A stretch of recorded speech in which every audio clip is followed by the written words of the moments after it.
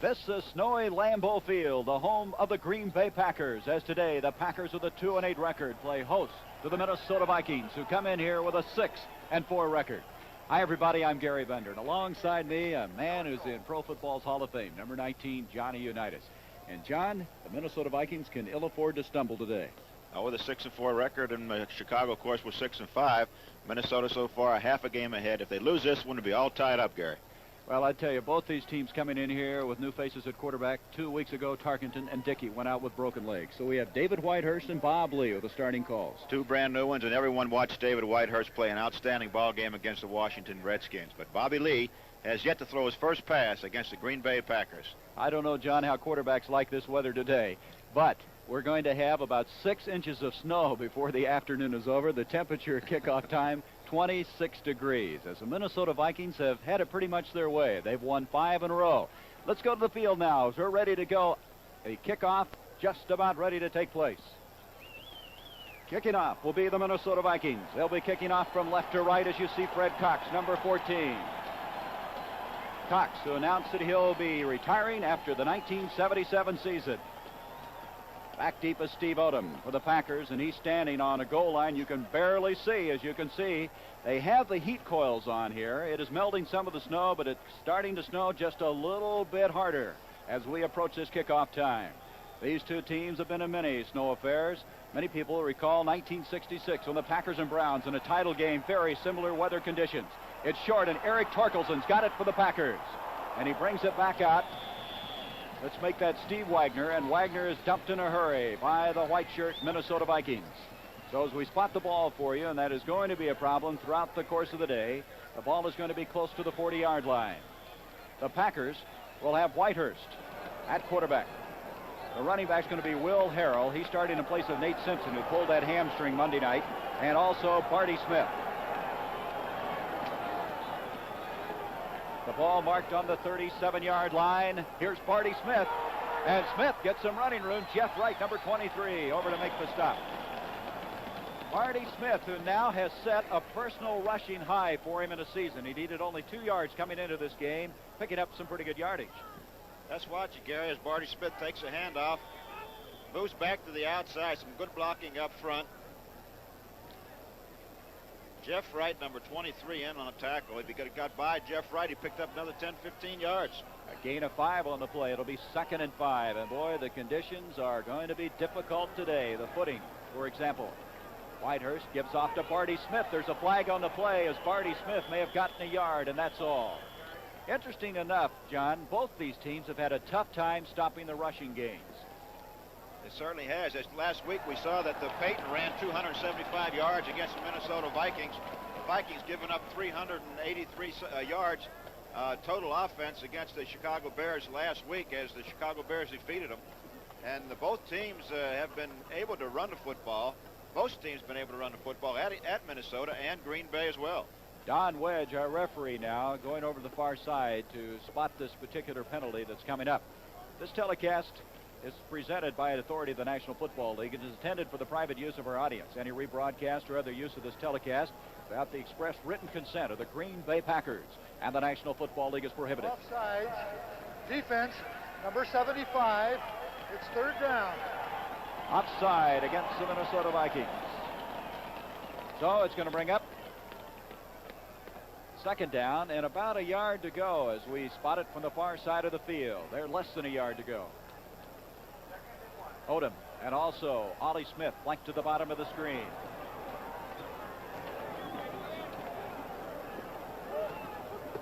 Whitehurst giving off to Will Harrell. He's in trouble, and Harrell is not going to get that 1st down. In fact, he lost a yard. Carl Eller, number 81, flying over. Boy, Eller this year has been playing well. He has 10 sacks coming into this game, 35 years old. He just seems to get better with age, and it's going to bring up 3rd down and 2 for the Packers. I tell you, John, when you're quarterback in weather like this, that first pass has got to be tough to come up with, right? Well, you want to watch what you're throwing this kind of weather, Gary. It looks like it's fairly windy out there, and it's also difficult for the receivers to hold on if you're really zing the ball to them. Andre Thompson has come in, 3 wide receivers in the game on a 3rd and 2. Whitehurst with his first pass of the game, and Barty Smith, the intended receiver, but Carl Eller got out there. Carl Eller made 2 fine defensive plays back-to-back, and the Packers are going to have to get rid of the football. Coming in will be David Beverly. He comes in here 4th in the NFC in punting with a 40.9 average. As you can see, the Vikings trying to stay warm on the far side of the field. Expected 6 inches of snow before this game is over. Beverly goes back, and he's going to be kicking from his own 31-yard line. Manfred Moore, number 36, is back. He was acquired this year from the Oakland Raiders. He's been a fine returner since they acquired him. Last time the Vikings had a punt, that ran a punt back, was in 1968 against the Washington Redskins when Charlie West went 98 yards. At the 20-yard line, Manfred Moore, and he draws the crowd as he's short of the 30-yard line. Good coverage that time by the Packers. Eric Torkelson, the first to get down there, and the Minnesota Vikings now have the football for the first time. 13:21 now left to go in this first quarter. Looking ahead now to the CBS Sports Spectacular, I'm going to be journeying to a warmer climate next weekend, Las Vegas, to bring you the International Record Makers Tournament of Weightlifting. A dozen world record weightlifters going to be there. Vasily Alexiev from Russia, Bruce Wilhelm from the United States, next Saturday at 5 on the CBS Sports Spectacular. First down, Bob Lee gives off to Chuck Foreman, and Foreman, as there's a flag on the play, comes across the 30 to the 31-yard line. Bob Barber, second-year man from Grambling, number 70, made the tackle. Barber, according to Bart Starr, has been one of the real pleasant surprises this year for Green Bay. The penalty against the Vikings. In a day like today, John, the footing is tough. Is injury more prevalent in a game like this?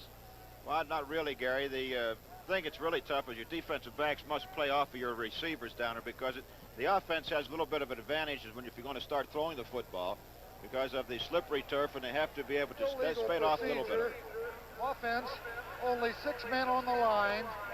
First down and 15. Well, you have to have 7 men on the line. Well, it's a little difficult to see right down there, but the offensive men must look at that nose of that football to stay on the ball. First down, 15 yards after that step off. Ball at the 26-yard line. Foreman again, and flags everywhere. Both teams kind of on rocky footing here as we start this game. We've got another penalty against Minnesota. Vikings being penalized for the second consecutive play, and field position on a day like today really becomes paramount. And I think the snow may favor the Green Bay Packers. The Foreman, who's very, very quick, was not able to move that time. False start. Offense, number 68. First down. That's Charles Goodrum, the left side offensive guard for the Vikings, who left on that false start. So 2 penalties back-to-back, and it makes it 1st and 20 now. The ball is on the 18-yard line. Bob Lee to Brett McClanahan, and Dave Purifoy was through there. Also Bob Barber, but Purifoy, who they feel can be as good as anybody in the league, with the quickness, in for the loss on the play. Let's look at some of the footing, John, and how difficult it's going to be. It's going to be tough for the offense and defense both. As you notice, these fellas try to step and move with the ball. A fine tackle by Purifoy right there. He really knocked the ball loose, but the ball was blown dead. Barber also in on the play. So now it comes to a second down and about 21 yards to go. A loss of 1 to the 17-yard line. Bob Lee, his first pass. Wide open, far side, the completion, and only a 2-yard pickup on the play. Reaction to Brett McClanahan, who caught the ball, but excellent coverage that time by the Packers. Brett McClanahan this year now has caught 27 passes. That's going to bring up 3rd down. Still long yardage to go. The ball marked at the 21-yard line, 3rd and 17. Here, as we mentioned, Bobby Lee, who's never thrown a pass against the Packers, completed his first try, so he's batting 1,000% so far. He's been in the league 9 years, has played against the Packers, but mainly as a kicker. Last week against Chicago, he had to throw in some real bad conditions. A windy game against the Bears. Back to throw Lee again. Lee on 3rd and 17, and he's going to go down. That is the 31st sack of the year for the Green Bay Packers, and Dave Purifoy got him. That's his 8th of the year. And so now it brings up 4th down. The ball clear back to the 15-yard line. Coming in to kick will be Neil Claybo, as we have 11:45 to go, first quarter of play, and this is a big game for the Minnesota Vikings. They have a half-game lead on the Bears. The Bears winning impressively on Turkey Day, awaiting the outcome of this one. Harrell is back deep along with Johnny Gray, and now Gray moves up, and Harrell's by his lonesome. As kicking the ball will be Claybo. He's at about the 2-yard line. Good snap. And a fine kick by Claybo. Will Harrell is backpedaling. He's going to take the ball at his own 40 and backpedals and is dropped immediately. Coming down was Nate Allen. So good coverage that time by the Vikings. The Packers with the football. 11:14 to go first quarter. There's no score at Lambeau Field. I'll tell you, the fans here, the natives of Green Bay, they kind of thrive on this weather, John. They just seem to react well to it, and they know how to dress for it. All right, the Packers, after that 43-yard kick, have the ball on their own 42-yard line. Dennis Havig has started at guard, number 62, in place of Steve Knutson. Con Carr, Dick Himes, the tackles. Mel Jackson, one of the guards, and Larry McCarron, the center. The tight end is Rich McGeorge. First down for the Packers. Play action by Whitehurst. He's got a lot of time to throw the ball. It's to Barty Smith. And Smith fighting for the first down. He's got it. Barty Smith gets the first down. Jeff Seaman, the middle linebacker, reacting on the play. Barty Smith, the leading receiver for Green Bay. Excellent protection afforded David Whitehurst as we watch the offensive line doing the job on the big purple people eater gang there. The Minnesota Vikings going back into a double zone, left Barty Smith open. Whitehurst looking all the way, took Barty Smith, picked up the first down. Excellent protection, Gary, and that's what he's going to have if he's going to do anything against the Minnesota Vikings. Barty Smith came in here with 31 catches. He was 10th in the NFC, and now Eric Torkelson has checked into the backfield with Barty Smith. First down, 11:06 to go, first quarter. The ball at the 47-yard line of Green Bay. Whitehurst gives off to Eric Torkelson, and Torkelson fighting for yardage. Torkelson picks up 7 yards on the play. He's been hurt a lot, but getting some playing time today. Jeff Wright, the strong safety, coming up to make the stop for Minnesota. Now we'll take a look at this play coming up. If you see Whitehurst on the handoff to Torkelson, moving back in. Fine hold given by Mark Concar and Dennis Havig on some fine blocking up front. Enables Torkelson to pick up some fine yardage. Jeff Wright, number 23, in on the tackle. They're going to mark it second down 4. A pickup of 6 on that play by Eric Torkelson. Torkelson had the best rushing day of the year for the Packers, 73 yards. This is Barty Smith. Little or nothing on that play. Good reaction that time by Minnesota's Doug Sutherland. He's the biggest man in that forward wall. And, John, that's something about the Vikings this year. They're not as big as they've been in the past. Page is playing at about 230. Marshall maybe at the same weight. Minnesota has always relied on the quickness, especially Alan Page. Most people always felt that if you're going to do anything against the Vikings, you had to run at Alan Page. He would always catch everything from behind with his great quicknesses, which they all have. Everyone has been able to run against Minnesota so far this year, and it looks like Green Bay is taking a page out of their book and trying the same thing. Well, you can see the footwear, a real problem today. Third down and 4 for the Packers. From their own 41-yard line, Whitehurst back to throw. It's over the middle, intended for McGeorge, but down the field further, Ollie Smith had a better crack at the ball. So it brings up fourth down for the Packers, and Beverly will come in once again. A field position battle. Boy, I tell you, John, in a game like today, a mistake can be very, very big. Well, it's tough if you're throwing the football and one of your offensive men happen to fall down, especially the receiver, and you hang the ball up there for him. Defensive man must play off of the offensive man because he can afford to make a mistake back there as well. It could be an interception. Manfred Moore is back for this kick now from Beverly. Beverly's done a fine job kicking, but today it's going to be difficult to keep that average up. 4th and 4, he boots away. He's angling to the near sideline, and Manfred Moore fakes the fair catch, and it goes into the end zone. Boy, what a play-acting job that time by Manfred Moore. He acted like it was coming right to him, and it may have held up the pursuit down the field. It goes into the end zone for the touchback at the 20-yard line. A 42-yard kick. No score, the 9:30 mark of quarter number 1.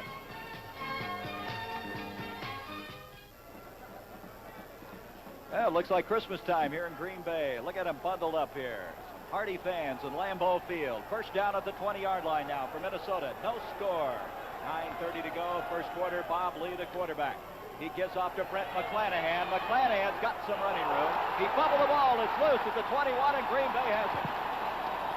The Packers have come up with it. Bob Barber, number 70, comes up with a fumble recovery. And John, that's the big break we talked about in a game like today. And that's been a real big problem for the Minnesota Vikings so far this year is their 24th fumble and the 18th one that they've lost. Jim Carter, number 50, makes the fine tackle right there. Bob Barber is well in on the play. Green Bay has the ball, and it's the first break of the ball game, the first turnover of this ball game. And the ball is at the 21-yard line of Minnesota. The Packers, who have lost 5 in a row to Minnesota, 8 of the last 10. They can play the spoiler role today. Harrell and Smith, the running backs, play action by Whitehurst. Whitehurst near side to Harrell, and Harrell is bombed out of bounds in a hurry by Fred McNeil. Good coverage at time by McNeil. He's a fourth-year man out of UCLA. He, along with Matt Blair, 2 fine young outside linebackers. Well, this play deserves another look. Let's watch the protection afforded Whitehurst. He comes back, fakes a running play, and then looks over and just drops it over the top of the linebacker's head. Harrell had a 49-yard catch Monday night against the Washington Redskins. That time he picked up a yard. It's going to be 2nd and 9. The ball on the 20-yard line. A break now for the Packers. Are trying to capitalize on it on the fumble by Brent McClanahan. Whitehurst, he gives on a delay to Harrell. And Harrell's got some running room, and he's got the first down. Will Harrell fighting his way up the field and showing that he can run in these adverse weather conditions. Eventually tackled by Jeff Seaman. Jeff Seaman made a fine play that time with just a little draw play coming up the middle by Harrell. As you notice, some fine blocking up front. Harrell picking his spots. Dennis Havig on an outstanding block as we watch Harrell keep his legs moving. Good leg drive by Harrell to pick up the first down. Will Harrell, third-year man from Pacific. He's been a very versatile performer for this football team, and it's a first down. The ball is on the 11-yard line. Whitehurst giving up to Barty Smith, and Smith straight ahead. And the Packers doing a pretty good job of blocking up front. That time, Barty Smith moving inside the 10-yard line. It's going to bring up 2nd down. The ball is going to be marked at the 7. Boy, very difficult to see. I'll tell you, the officials have a tough time today, John, trying to place that football. Well, Barty Smith so far has been the club leader with 353 yards rushing, Gary. And he was just 2 short yards of his career high, 355 last year. I'm sure he's already surpassed that. He did on the first carry this afternoon. 2nd down now, 7. They can get a 1st and goal at the 1-yard line. The ball at the 8. Here's Barty Smith again. Barty Smith won't go down. Drags tacklers with him. Barty Smith inside the 5. Let's look from the end zone now and see what kind of blocking Barty Smith got. All right, here we go. Let's watch Alan Page right here as they kind of double team him and move him out of the hole. Barty Smith picks the hole very good. Paul Krause now in on the tackle. 22 also Alan Page on the tackle.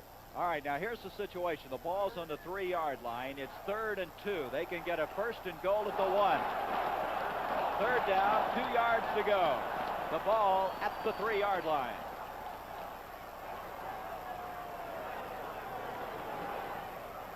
We have Whitehurst rolling out. He's got a block. Touchdown. David Whitehurst, who can run extremely well, got a big block from Barty Smith, and the Packers have taken a 6-0 lead at the 7:18 mark of the first quarter. Let's take a look at it here as you see Whitehurst moving out. Barty Smith, number 33, on an outstanding block, and Whitehurst just kind of cruises into the end zone to take a 6-0 lead over the Vikings. If there's one thing that really impresses Bart Smith is the running ability of number 17. He can run with the best of them. Darian Furman, he threw for 3,000 and some yards in his 4 years career and ran for 1,523 yards, I believe. So he's an excellent runner along with being a very good passer.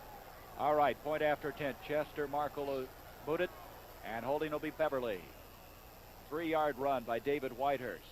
Whitehurst getting the big block. And, John, in a game like this, you wouldn't expect a lot of scoring. We're going to have a delay of game now against Green Bay. They're going to back up. That should not affect Chester all that much. What I started to say, in weather conditions like today, you want to score early before they deteriorate even more.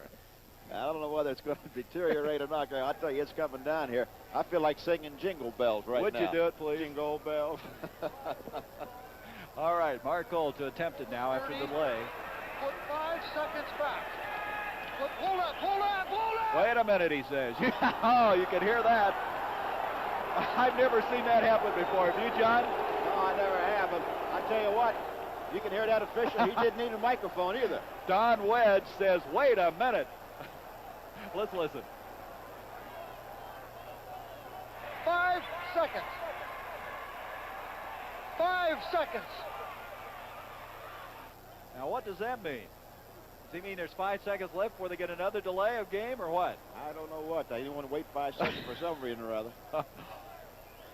All right, we're going to try it again. Boy, what a struggle this is to kick this one. The snap, the kick by Chester Marcol is good. And the Packers have taken... No, wait a minute. It is not. It was wide to the left. It looked like it was through, but it was not. It just grazed the upright on the left-hand side, and that could be a big point after. It's 6-0. Green Bay at 7-18. Well, point after touchdowns are important, John. Look how close this was by Chester Marcol. Well, they just hooked that ball a little bit, Gary, and bounced back to the outside. You know, I thought it had hit the inside and went in, but it was hitting the outside and going out. And in a game like today, with it 6-0, Chester's now going to be ready to kick off. Manfred Moore is back deep.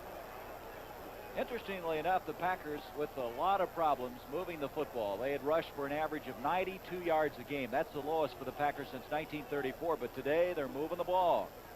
They've gotten 12 yards out of Smith, 8 out of Harrell. And let's watch now as Chester Marcol kicks right off into our camera.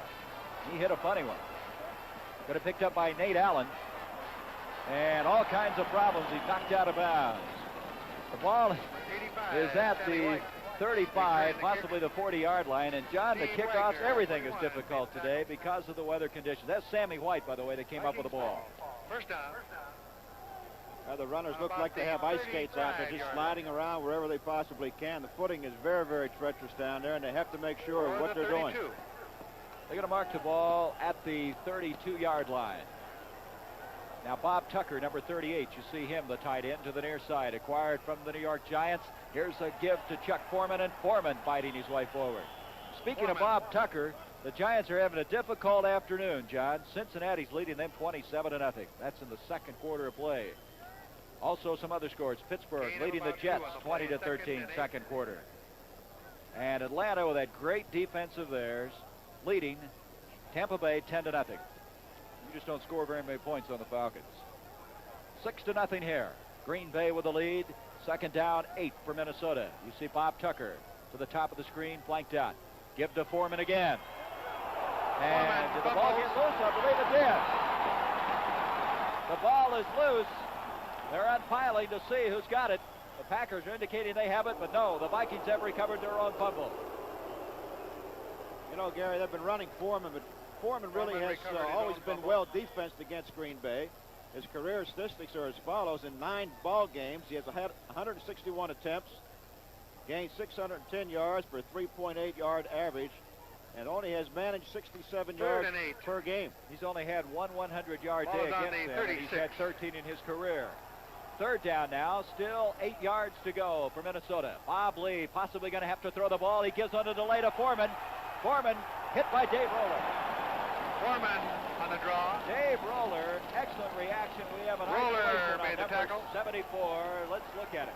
Fourth down. Dave Roller has been a great asset to the Packers since coming from the Canadian League a couple of years ago. Look at Foreman handle the boys in front of him and then make the tackle on Foreman. Dave Roller, number 74, made the tackle. So it's going to bring up fourth down, and now Claybowl will kick. The Packers are going to send back Will Harrell. Harrell has the longest punt return this year in the National Football Conference. He returned one 75 yards against the Saints. 5:19, here's the snap. Claybowl gets off a very, very high kick. And Will Harrell is going to have to call for the fair catch, and he fumbles it, but he's on it, and he paid for that one. Hit in a hurry by Matt Blair. So the Packers have the football. They have a 6-0 lead with 5:10 to go as it continues to snow here at Lambeau Field. This fresh egg is going to... You don't think it isn't snowing here in Green Bay? I think it's snowing even harder if that's possible. Hello there.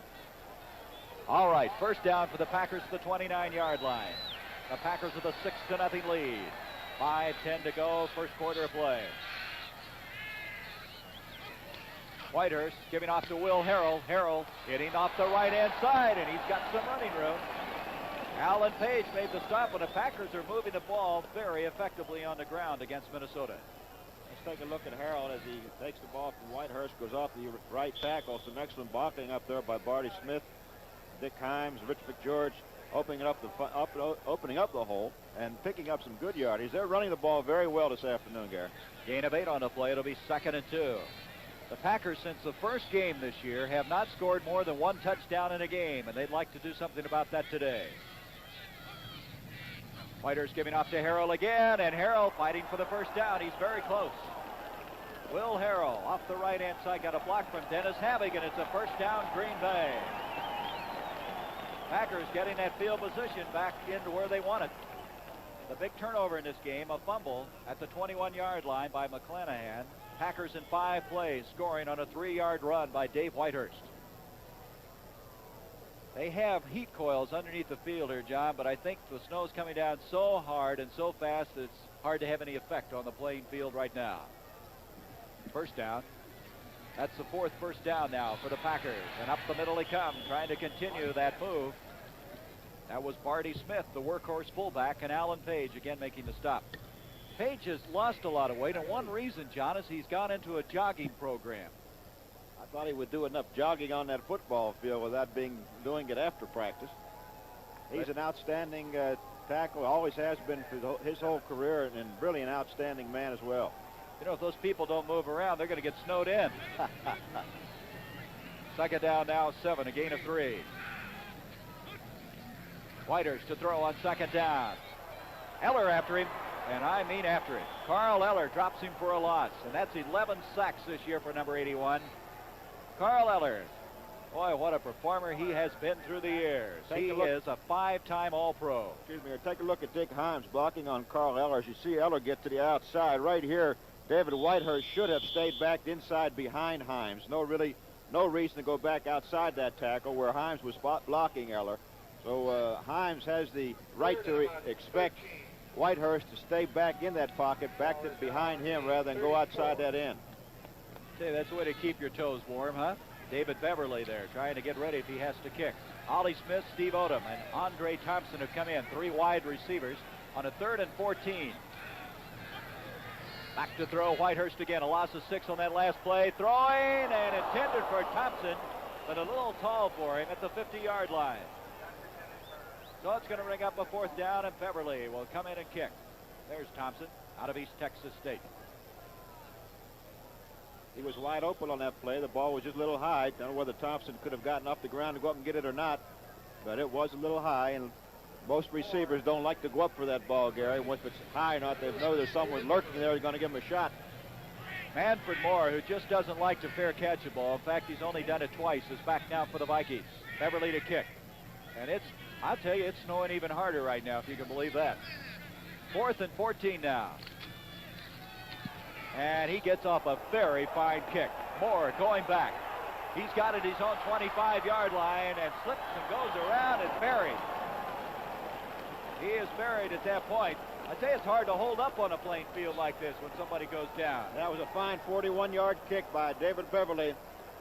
Tim Marasco in on the tackle. Hey, John, this Wednesday night, CBS invites you to share One Last Christmas with Bing Crosby as it presents a warm Yuletide special with Bing, his family, and guest stars, recorded in England shortly before Bing's untimely death. That's Wednesday at 9, 8 Central and Mountain, right here on CBS. First down now. The ball is at the 30-yard line of Minnesota. 6-0, Green Bay. Bob Lee to Chuck Foreman. Foreman stays on his feet.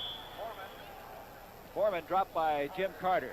You know, a question comes up on a run like that, John. Here's Foreman with all those moves, but he's got to give up some of those, doesn't he, on a field like today? The field is very tricky down there. Watch Foreman as he comes through the hole.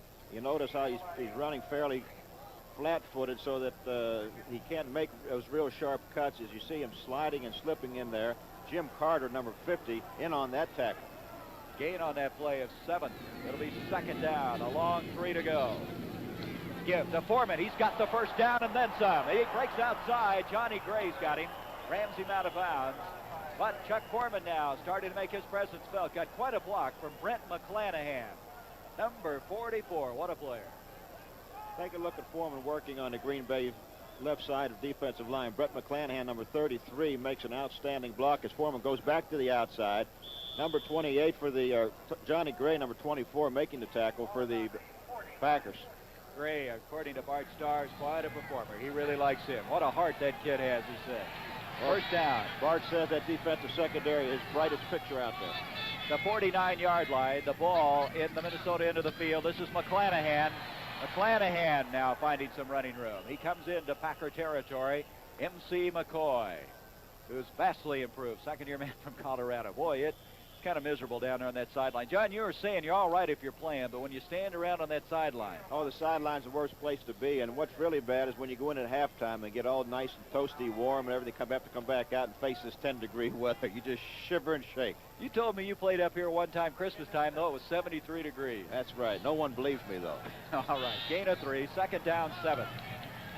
Bob Tucker again in a slot or wing position to the near side. Foreman again. Got a block. Chuck Foreman now slipping and sliding. He's going to bring up a third down for the Minnesota Vikings. He got a block turned outside, but all of a sudden the Packers, particularly Bob Barber, got over there. Third down, still a long 3 to go. Let's make it 4 as we go inside. 1 minute to go here in this first quarter. Some scores. Pittsburgh leading the Jets 20-13. I bet you this one's in the snow. Los Angeles leading Cleveland 9-0. It's got to be snowing there. Being right on the edge of that lake, it has to be. No other way. And New England leading Philadelphia 14-0. Third down. A long 3 to go. Sammy White goes in motion. Bob Lee off to McClanahan on the screen. He cuts back beautifully. And he's got, I believe, a first down. Fine run there by McClanahan. Bob Barber eventually caught him. First down, Minnesota. Well, they had him back in the backfield, Gary, but this slippery turf really enabled McClanahan to break back and pick up the first down. Let's watch it as you see the Green Bay Packers coming in. Jim Carter, it looked like he has a pair of skis on there. McClanahan making a very fine move. Enough to pick up the first down. It'll be 1st and 10 with the Minnesota Vikings, and that's the end of the first quarter. That's the end of the first quarter with the score. The Green Bay Packers 6, the Minnesota Vikings nothing.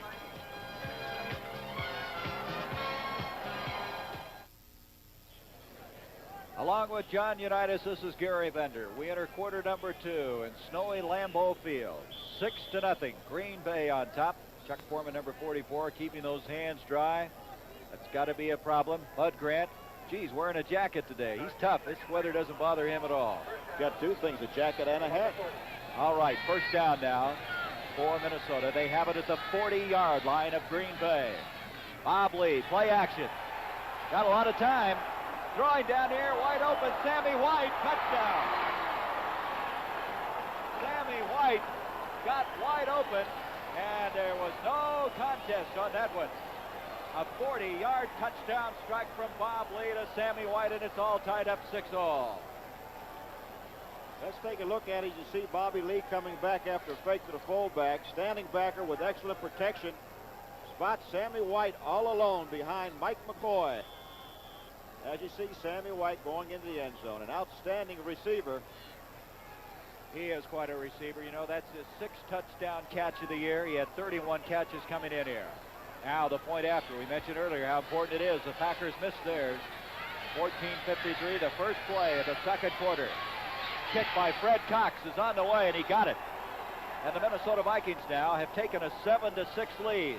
Just inside 15 minutes to go in the second quarter play. The Vikings with a must game here today.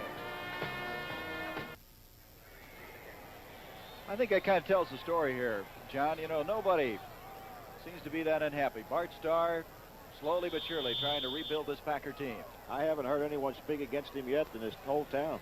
All right, Fred Cox to kick off, 7-6, and he hit one a little weird, picked up short by the Packers. Being brought out now by Darryl Goforth, who is a backup center, and Goforth getting good field position for Green Bay. A 40-yard touchdown strike from Bob Lee, who's 3 of 3 now in the passing department for 50 yards.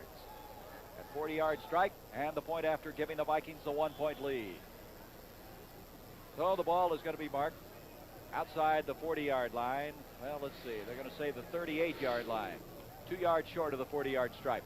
The Packers, who have been moving the ball pretty well on the ground, led by Harrell's 18 yards, Marty Smith's 15. They come out now. To the bottom of the screen, Odom flanked out.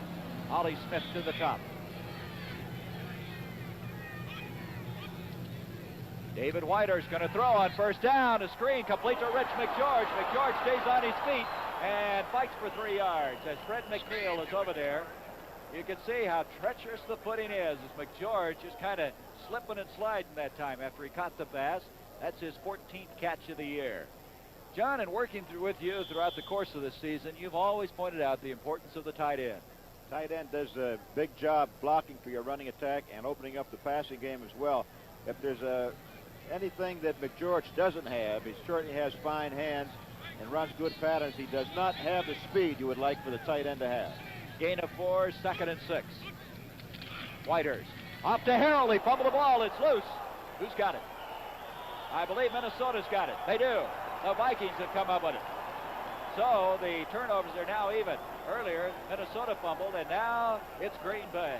Let's watch the handoff and see what happens. He does not get his arm all the way up, and David Whitehurst hit Harold on the elbow. Jeff Simon on the tackle and a recovery. So it's going to put the ball in good field position at the 42-yard line. Jeff Seaman, the guy from Stanford, he's been playing with injury this year, but he's a fine middle linebacker. Rashad to the bottom of the screen, flanked out. First down at the 42 of Green Bay. 7-6 Minnesota. Give to McClanahan. McClanahan to the outside, and look at him fight for yardage. Brent McClanahan, who earlier fumbled, setting up the only Packer touchdown, hanging on with both arms that time.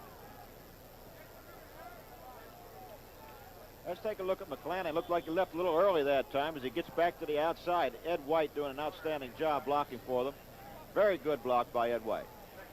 Gain of 5, well, not quite that. Let's make it a gain of 4. Second down, 6 yards to go. 13 and a half minutes to go before halftime.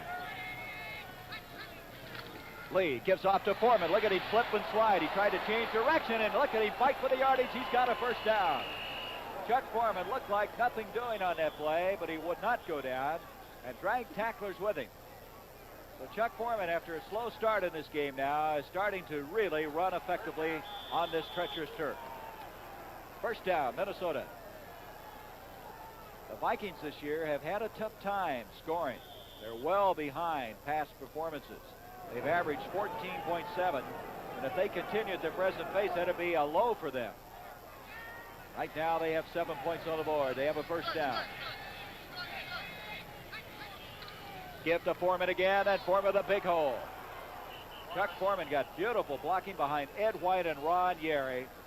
From the end zone, you'll see how number 73 and 62 block for him. Let's watch Ed White block on Butler as he knocks it back to the outside. See the hole that Foreman picks back up inside. Good blocking by the offensive lineman. Dave Purifoy on the tackle. Second down, 5 now. Ball at the 26-yard line. Rashad again to the bottom of the screen, flanked out. And Bob Tucker goes to a wing position to the top of the screen. Bob Lee giving up McClanahan. And McClanahan is inside the 20, and his forward progress close to the 15-yard line. First down, Minnesota. Tom Toner and Willie Buchanan over there. And right now, Minnesota running behind the right side of that offensive line. The offensive line, Ron Yeri, Ed White doing some fine blocking. Defensively for the Packers, they have Mike Butler, Dave Roller, Dave Purifoy, and Bob Barber up front. A young but a very fast improving forward wall. Chuck Foreman now has come out of the ball game. Sammy Johnson, number 48, has replaced him. He's back there with McClanahan. First down. The ball at the 16-yard line. This is Sammy Johnson, the former San Francisco 49er. And Sammy Johnson rips off 7 or 8 yards. Minnesota not doing anything fancy, John. They're just coming right at him. No, in this kind of field, you may as well use that single wing, and that's what they're doing. Yeri and Ed White doing some good blocking. McClanahan doing some good utility blocking, trying to clean up on the linebacker as they break through the hole. They've made a change. The Packers have up front. Mike Butler, the number 1 draft choice from Kansas, comes out, and Clarence Williams, who last week didn't play, ending 107 straight games that he'd been in, is in there. He's number 83. He's been a starter many years for the Packers. Second down now. And again, it's the big fullback, fighting for yardage, and did he get the first and goal? Sammy Johnson spinning and fighting. He got it. It's going to be a first and goal now for Minnesota. Take a look at some good blocking by the offensive line of the Vikings. Very good down block there. Sammy Johnson just kind of picking his hole, moving around. Carter, number 50, making the tackle. It's tough footing out there. The defense and offense both have to be wary of where they're placing their foot and trying to maintain their balance. It's first and goal now at the 5-yard line for Minnesota. Bob Lee to Johnson again. Sammy Johnson gets to the 3. Pickup of 2. Tom Toner played in place of Gary Weaver, who went out with a knee injury. Toner from Idaho State. He was a 6th-round draft choice in 1973. So with 10.5 minutes to go in this first half, the Vikings with a 7-6 lead and trying to build on it. Minnesota has been tough on Green Bay. Of course, when you win as many division titles as they have, you've got to beat the teams in your division, and they've done it 8 of the last 10 years against Green Bay. Foreman, McClanahan, now the running backs. 2nd and goal at the 3. Chuck Foreman. Boy, there's nothing on that play. Great reaction by the green-shirted Packers. Willie Buchanan came flying up in that left cornerback spot.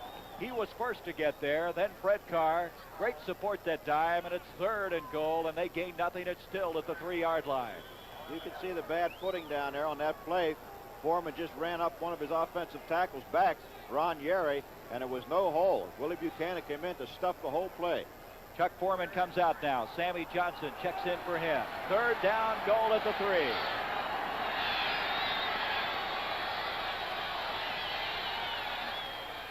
Lee giving off to McClanahan. He's not going to get it. The fired-up defense of Green Bay is equal to the occasion. They tried a little scissor action in the backfield. The hole was there, but it was filled very, very quickly. Let's take a look at the plays. You see Bobby Lee spinning around and handing it off. Look at the action. Mike McCoy and Willie Buchanan both up there to stop that play. So it's 4th and goal, now at about the 2.5-yard line. So the field goal attempt is coming up. Fred Cox, who's had a tough time this year, he's hit 5 of 12. Playing in his 206th consecutive game, 38 years old. The snap, the kick by Cox is on the way, and Fred Cox hit it. So the Minnesota Vikings have taken a 10-6 lead with 8:42 to go before our halftime. Minnesota trying to win game number 7. Just a moment ago, Fred Cox with a 21-yard field goal now has moved in 2nd place in the all-time scoring list, trailing only George Blanda as he surpasses the output of Lou Groza. He has 1,350 points. Congratulations to Fred Cox with that field goal. 10-6. Short kick. Bring it out across the 20 to the 30-yard line. Bringing that ball out is Turdell Middleton, their number 3 draft pick out of Memphis State. And so now the Packers trailing 10-6, but John, their defense holding there at the goal line. I'm sure it has to give their offense a little bit of a lift. Well, you got to play both offensively and defensively. And now it's up to this offense to move the ball against the Minnesota Vikings. And they've been able to do it the first part of the ball game. Let's see if they can't do it the second part here. The ball at the 28-yard line. First down, Green Bay. Torkelson and Barty Smith, the running backs. David Whitehurst, first-year man from Furman. He gives off to Eric Torkelson, and Torkelson protects the ball and spins for some yards. Torkelson's a good man in this situation. He'll hang on to that football. I tell you, your whole game plan's got to change on weather like today, John. You just got to remap everything. Well, Torkelson and Barty Smith both are the type of runners that are plotters. They're not very quick and not very fast, and they just take the ball and just kind of plot like the old single-wing type backs. And these are the type of people you're going to have here today as long as they can maintain control of the football. Gain of 3, 2nd and 7 for the Pack. Ollie Smith to the bottom of the screen, also Steve Odom. Whitehurst wants to throw on a 2nd and 7. He's got Odom wide open, and it's deflected. That pass would have been completed except Matt Blair stepped back, and Matt Blair has been a big play man all year long. He's blocked 4 kicks and has 1 interception. Stopped a big pickup on that play. You could see Odom getting open on it. Odom was wide open coming in the seam, and the ball was just a little late getting there. Matt Blair making an outstanding play on it. 3rd down now, 7. Torkelson coming out of the lineup. The Packers took the lead early in this game, 6-0 on a 3-yard run by Whitehurst, but now fallen behind 10-6. 3 wide receivers, Thompson, Smith, and Odom in. Barty Smith, the only running back. on 3rd and 7. Whitehurst. Far side, Odom. Boy, he was covered well that time by McNeil, and also coming up, Bobby Bryant. 4th down, the Packers will have to kick again, and that play was as well covered as you can. John, you've said many times that one mistake a young quarterback will make is to try to force the ball into some coverage. Force the ball and also look at the receiver that he's going to all the way from the line of scrimmage. It's a difficult thing not to do. It's something that he has to learn and be picked up through experience, through everyday repetition as he reads the coverage and tries to go to the open man. And we know that Dave Whitehurst has not played, but this is a second ball game. He's practiced, and he's an outstanding young man, and Bart Starr is certainly enthused about this young fellow. On a 4th and 7, Beverly to kick from the 20-yard line. Manfred Moore is back, and Beverly's doing an excellent job of kicking the ball. Manfred Moore's all the way back to his own 20-yard line. Look at this. That's one of those I dare you type situations, and they got it. I won't get you anything but put in a hospital trying to jump over top of someone. What a coverage that time by the Packers. They bury him, and Minnesota has the ball at 7:35. I tell you, the grounds crew here has their work cut out for them today. They just continually trying to keep the playing field in some kind of working order. That last kick, by the way, of Beverly's was 49 yards. And you just don't expect that kind of kicking on these kind of weather conditions. So far, that's been Green Bay's best offense, with the exception of that first drive that they had for a touchdown. At the 25-yard line, the Vikings with the ball. Foreman, McClanahan, their running backs. They lead 10-6. A give to McClanahan, and no place to go. It's Dave Roller. Look at Roller. You know, Roller's one of those guys that talks to the opposing team all the time. He and Fran Tarkenton, I understand, used to have quite a conversation. He said he was looking forward to introducing himself to Bob Lee. Well, McClanahan has met him now. Well, he hasn't had the opportunity to get to Bob Lee yet, but he has met McClanahan. Let's take a look see what McClanahan sees as Dave Roller comes bursting through the line. Good play by Dave Roller. 2nd down, 14. A loss of 4 on that play. The ball at the 21-yard line. This is Foreman. Foreman, big running room, and he's close to the 1st down. Chuck Foreman eventually hit by Carter and Buchanan, but that's the same spot that they've been so effective, off the right-hand side. They're opening up some holes. It's hard to say whose responsibility that is over, Gary, whether they're having a safety force or a halfback force. If it's a halfback force, Buchanan is not coming up quick enough. If it's safety, it'd be Johnny Gray. And they're working on that left defensive side of the Green Bay Packers, particularly the outside of the line. That was a 12-yard pickup on the play. 3rd down now, and a yard to go. Bob Lee to Foreman, and he's hit from behind the line of scrimmage by guess who? Great reaction by 74. Dave Roller, boy, what a game he's playing here in this first half of play. Foreman, by the way, has 51 yards in these weather conditions. Footing doesn't seem to bother Dave Roller. There's McClanahan, and that Dave Roller met each other, or Foreman rather. McClanahan leading the block, but missed Roller. Roller making a good tackle. They're going to measure, John. I didn't think they had the 1st down, but they're going to bring the sticks on to be sure. I thought Roller had Foreman back in the backfield. He struggled forward, and so as an end result, they got to bring the chain gang out. Boy, I tell you, it's tough to measure. They didn't get it. You can see Dave Roller doing a little officiating himself out there. Roller indicating how far they missed it, and that's like a fish story. He had his arms a little wider than the official. So it's 4th down, and Minnesota's going to have to kick the football. 6:18 to go in this first half. Minnesota with a 10-6 lead now. We said they're going to kick the football. Maybe they're not going to. They've got a 4th down and less than a yard to go, and they're indicating they're going to go for it, I believe. You can hear the crowd in the background. Now they're bringing on the kicking team. I wondered about that one, John. I thought maybe they're going to stall and take a 5-yard penalty, hope to draw somebody off sides on a long count. They thought about it for a while, so they are going to punt the football on 4th down, but for a moment it looked like they might go for it. Johnny Gray is back deep now for the green and gold. Neil Clabo, there he is. He's standing where there's some snow shoveled away, but not very much. There's Gray, drying his hands. Clabo hits a line drive. Johnny Gray's got a chance. And look at the pressure put on by Minnesota. Excellent coverage on that play. Coming down in a hurry was Scott Studwell, the rookie from Illinois. Looking ahead now to next Saturday, the Mixed Team Golf Championship. The final 2 rounds of the Mixed Team Championship will be televised from Largo, Florida, and I'll guarantee you it won't snow down there. Teams are going to be comprised of 1 member of the PGA Tour and 1 member of the Ladies Professional Golf Association Tour. We have Arnold Palmer, Sandra Palmer, and Carol Mann and Lee Trevino, and that's the tall and the short of things there, Gary. Next Saturday and Sunday at 4 Eastern Time, the Mixed Team Golf Championship. First down, Whitehurst giving off to Barty Smith, and he's hammered. Excellent reaction that time. May have picked up a yard, and that's all. Matt Blair reacting on the play. So at the 5:42 mark, the Packers, after moving the ball effectively in the first quarter, have been stymied since that time. The big rusher in this game has been Foreman, 11 carries, 51 yards. Harrell still the leading ball carrier for Green Bay, 18 yards on 5.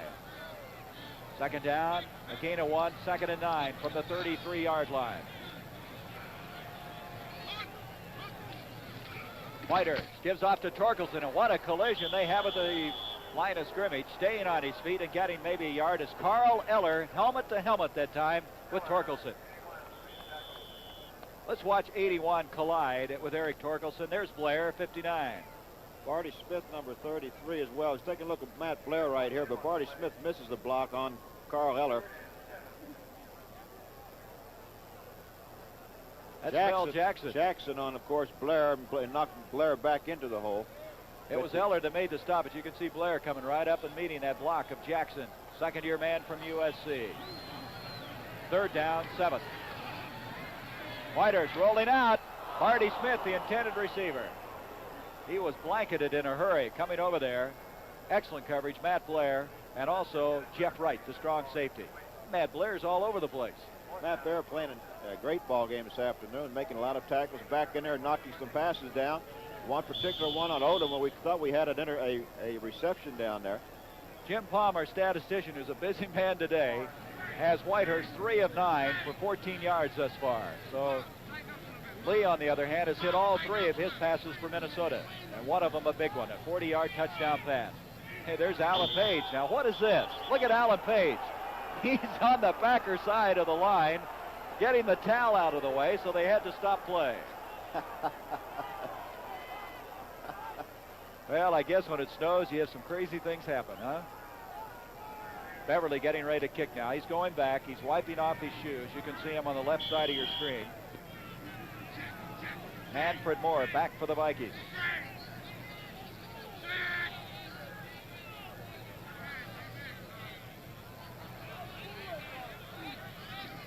Beverly gets it underway. Manfred Moore is going to let it hit. And that ball is going to go to about the 30-yard line. Green Bay down there. Moore doesn't want any of the year. Cincinnati now leads the Giants 27-6. Pittsburgh still leading the New York Jets 20-13. Foreman and McClanahan, the running backs from the 30. This is Foreman. And he's hit by big Mike Butler. And I mean big. He's 6'5". They list him at 265. And that might be on the light side. That's where they've been working most afternoon, on Butler, with Ron Yeri blocking. Of course, Ed White blocking on Dave Roller. Roller has made some good plays, but most of the time they're going back at Butler and either going inside of him or outside. Second down now, 6, a gain of 4 by Foreman. Foreman now with 55 yards. His best this year, 133 against Cincinnati. Bob Lee off to McClanahan, and number 75, Dave Purifoy, nose to nose with him on that play. Dave Purifoy is so quick, but he's always been plagued with a lot of injury problems. You think they aren't cold? I don't want to see them play those instruments. Those things are probably frozen by now, Gary, with all the snow and the moisture and everything else that's out there. You think you can get even a noise out of those right now? Third down, 4 for Minnesota at their own 36.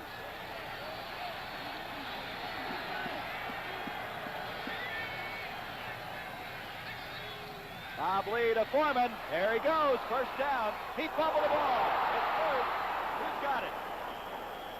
Minnesota has recovered their own fumble. Chuck Foreman, after that big burst off the side, had the first down, and Sammy White, I believe, comes up with a fumble recovery. McClanahan makes a key block, knocking linebacker to the outside, opening a hole up for Foreman. You see the tackle, see the ball loose. Sammy White in on a play, number 85. He disappeared, didn't he, after he got on that ball, but he comes up with a very opportune fumble recovery. And it's now first down, Minnesota. We come to 2.5 minutes to go in this first half. Sammy Johnson, Brent McClanahan, now the running backs. Bob Tucker, you see him, split to the top of the screen. In motion goes McClanahan. This is Sammy Johnson. And Johnson off the right-hand side. Boy, you talk about tendencies today. They've just hammered that right side. Their right, Green Bay's left side. Dave, he disappeared, didn't he, after he got on that ball, but he comes up with a very opportune fumble recovery. And it's now first down, Minnesota. We come to 2.5 minutes to go in this first half. Sammy Johnson, Brent McClanahan, now the running backs. Bob Tucker, you see him, split to the top of the screen. In motion goes McClanahan. This is Sammy Johnson. And Johnson off the right-hand side. Boy, you talk about tendencies today. They've just hammered that right side. Their right, Green Bay's left side. Dave Purifoy making the tackle, cutting the legs out from under him. Well, they have Ed White and Ron Yeri, two of their best blocking guard and tackle on the rookie out there. And they're doing an outstanding job. Green Bay is not getting enough force from either their linebacker or their defensive secondary. And that is one of the positions that Bart Starr feels that he has a good group of men in, and that is the secondary.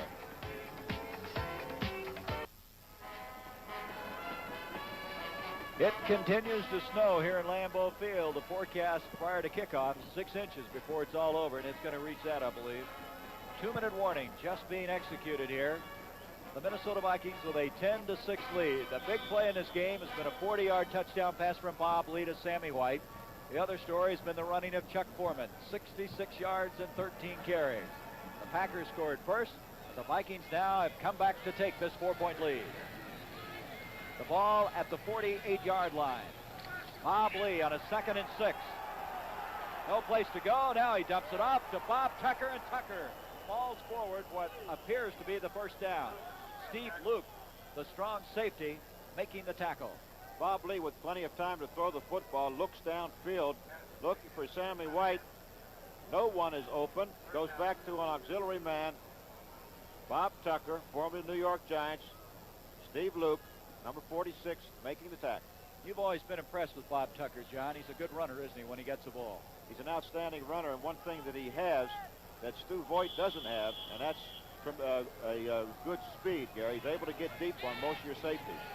First down now. The ball at the 42 of Green Bay. 1:40 to go. First half lead. Back to throw. Pressure put on by Bob Barber. It's complete. Ahmad Rashad. He is dropped immediately at the 30-yard line. That will be another first down for Minnesota. Jim Carter got him down.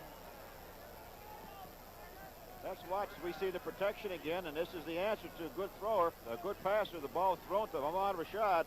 Rashad is the only wide receiver in the top 15 of either conference, and pass receiving was not cut a touchdown pass. Jim Carter, number 50, making the tackle. That's Rashad's 35th grab of the year. He had 53 catches last year. Timeout on the field at 1:32. Looking ahead now to the world's strongest man. The 9th event, Mr. Unitas, is coming up. This is a refrigerator race, which the competitors with 400-pound refrigerators strapped to their backs race 40 yards. I liked last week's better where they were lifting the girls, Gary. All right. Well, anyway, next Saturday, right here on CBS, the CBS Sports Spectacular, 5 o'clock Eastern Time. The refrigerator race on the world's strongest men. Well, Bob Lee is really having some game today, John. He's 5 of 5 now for 68 yards on that last pass completion to Rashad. Well, this, we mentioned before the ball game that he has played NFL for 9 years and has never thrown a pass against the Packers. And so far, as you mentioned, he's 5 for 5, so he's not doing too shabbily. All right, Minnesota used their first timeout. They have 2 remaining with 1:32 to go in this first half of play. The ball is just about on top of the 30-yard line. Minnesota with a 10-6 lead. You see the time in the right-hand corner of your screen. The Vikings doing a good job of throwing the ball. A 40-yard touchdown pass. Lee 5 of 5.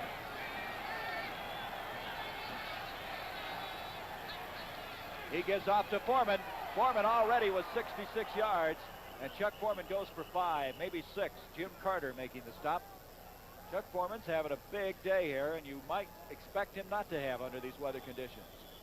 Second down, 5. There's an old argument that's always brought up, John. Who has the advantage, the offense or the defense, in playing conditions like today? Well, I feel that the offense, especially if you're going to throw the football, has the advantage because defensive men have to play off or be concerned about not slipping or falling down and giving the offense an easy touchdown. Second and 5, Lee, intended for Robert Miller. And that is the first pass of the afternoon that he has not completed. Robert Miller, a fine receiver. He has 22 catches. Third-year man from Kansas. Could not come up with it. And there's your time, 56 seconds. And it's third down, 5. Minnesota not afraid to throw that football, but it's been set up by the running of Foreman with 71 yards already. He's on his way to his third consecutive 1,000-yard year. Ezra Johnson, 78, checks in, replacing Mike Barber at defensive right end for Green Bay. Bob Barber. Third and 5. Give to Foreman. Foreman's got the first down, and Foreman's to the 15-yard line. Johnny Gray dropped him. Time being very important in this game, and Minnesota now has used their second timeout. Let's watch as they continually run the right side behind Ron Yeri and Ed White. Good blocking, good hole, and fine running by Foreman as he picks up the first down. We have a change now. Clarence Williams replaces Butler as they continue to attack that side of the Green Bay defense. Looks to me like they're going to have to change their defensive strategy against the Vikings. They continue to run that right side. They'll run them right out of the ballpark so far. That is the only place that they've been successful, Gary. Of course, it's over there against a rookie.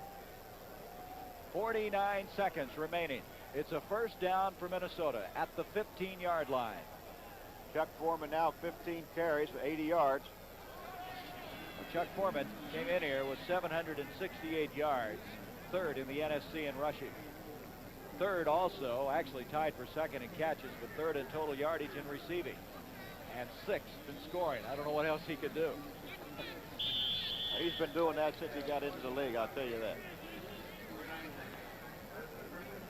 All right, first down now, just outside the 15-yard line. Rashad coming to the near side along with Sammy White. They're flanked out. Bob Lee, 5 of 6 in the passing department. Sammy Johnson, nothing. Boy, Tom Toner sealed that off, number 59. He came in and knifed in, and Johnson had no chance, no gain on the play. And now with 36 seconds, Minnesota running out of time. They have one timeout remaining, but they're not huddling. They're ready to go again. Watch Toner on that play as he closes the hole.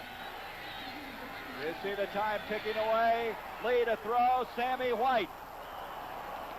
White, if he'd have caught it, got out of bounds, and it gained maybe 3 or 4 yards. If you can, a number 28 defending on the play. I don't know if we have that on the screen, Gary, but you can see how far away the defensive secondary was on Sammy White.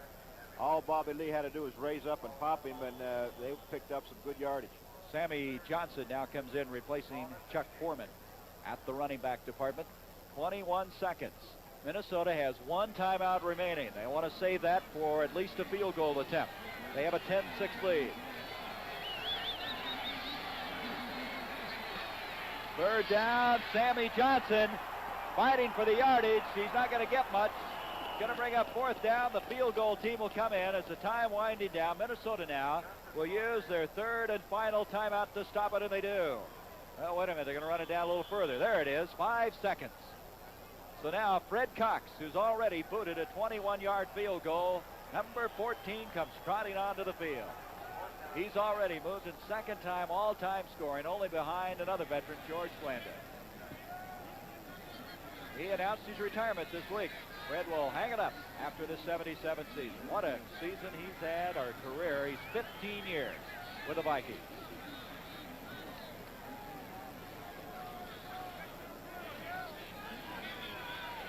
Five seconds left here in the first half.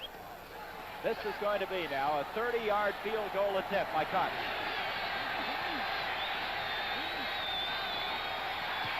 Cox kick on the way, and Fred Cox got it. A 30-yard field goal by the venerable veteran. And now with 1 second left in this first half, it's 13-6 in favor of Minnesota. So Fred Cox, who's had a difficult 77 season, coming through here on this weather day that we've had. It just continues to snow. I just to bet you the weatherman's going to revamp his forecast. It is not quitting like he thought it was going to. Let's look at that field goal again, John, and this is really going to be an interesting view of it by Cox. If you can spot it through all this snow, we'll be very fortunate. The ball, as you see, goes up very, very quickly. Fred Cox puts it right through the middle for the 3 points. Minnesota 13, the Packers 6. Looks like 1 second to go at halftime, Gura. Looked like your chip shot. 13-6. My chip shot never has gone straight. I'm sure you don't play on these kind of weather conditions.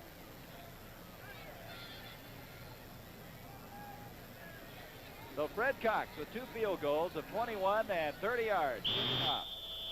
This will be the last play now, this first half. Going to try a little onside action. Jim Gano, number 51, pounces on it, and that's going to end the first half.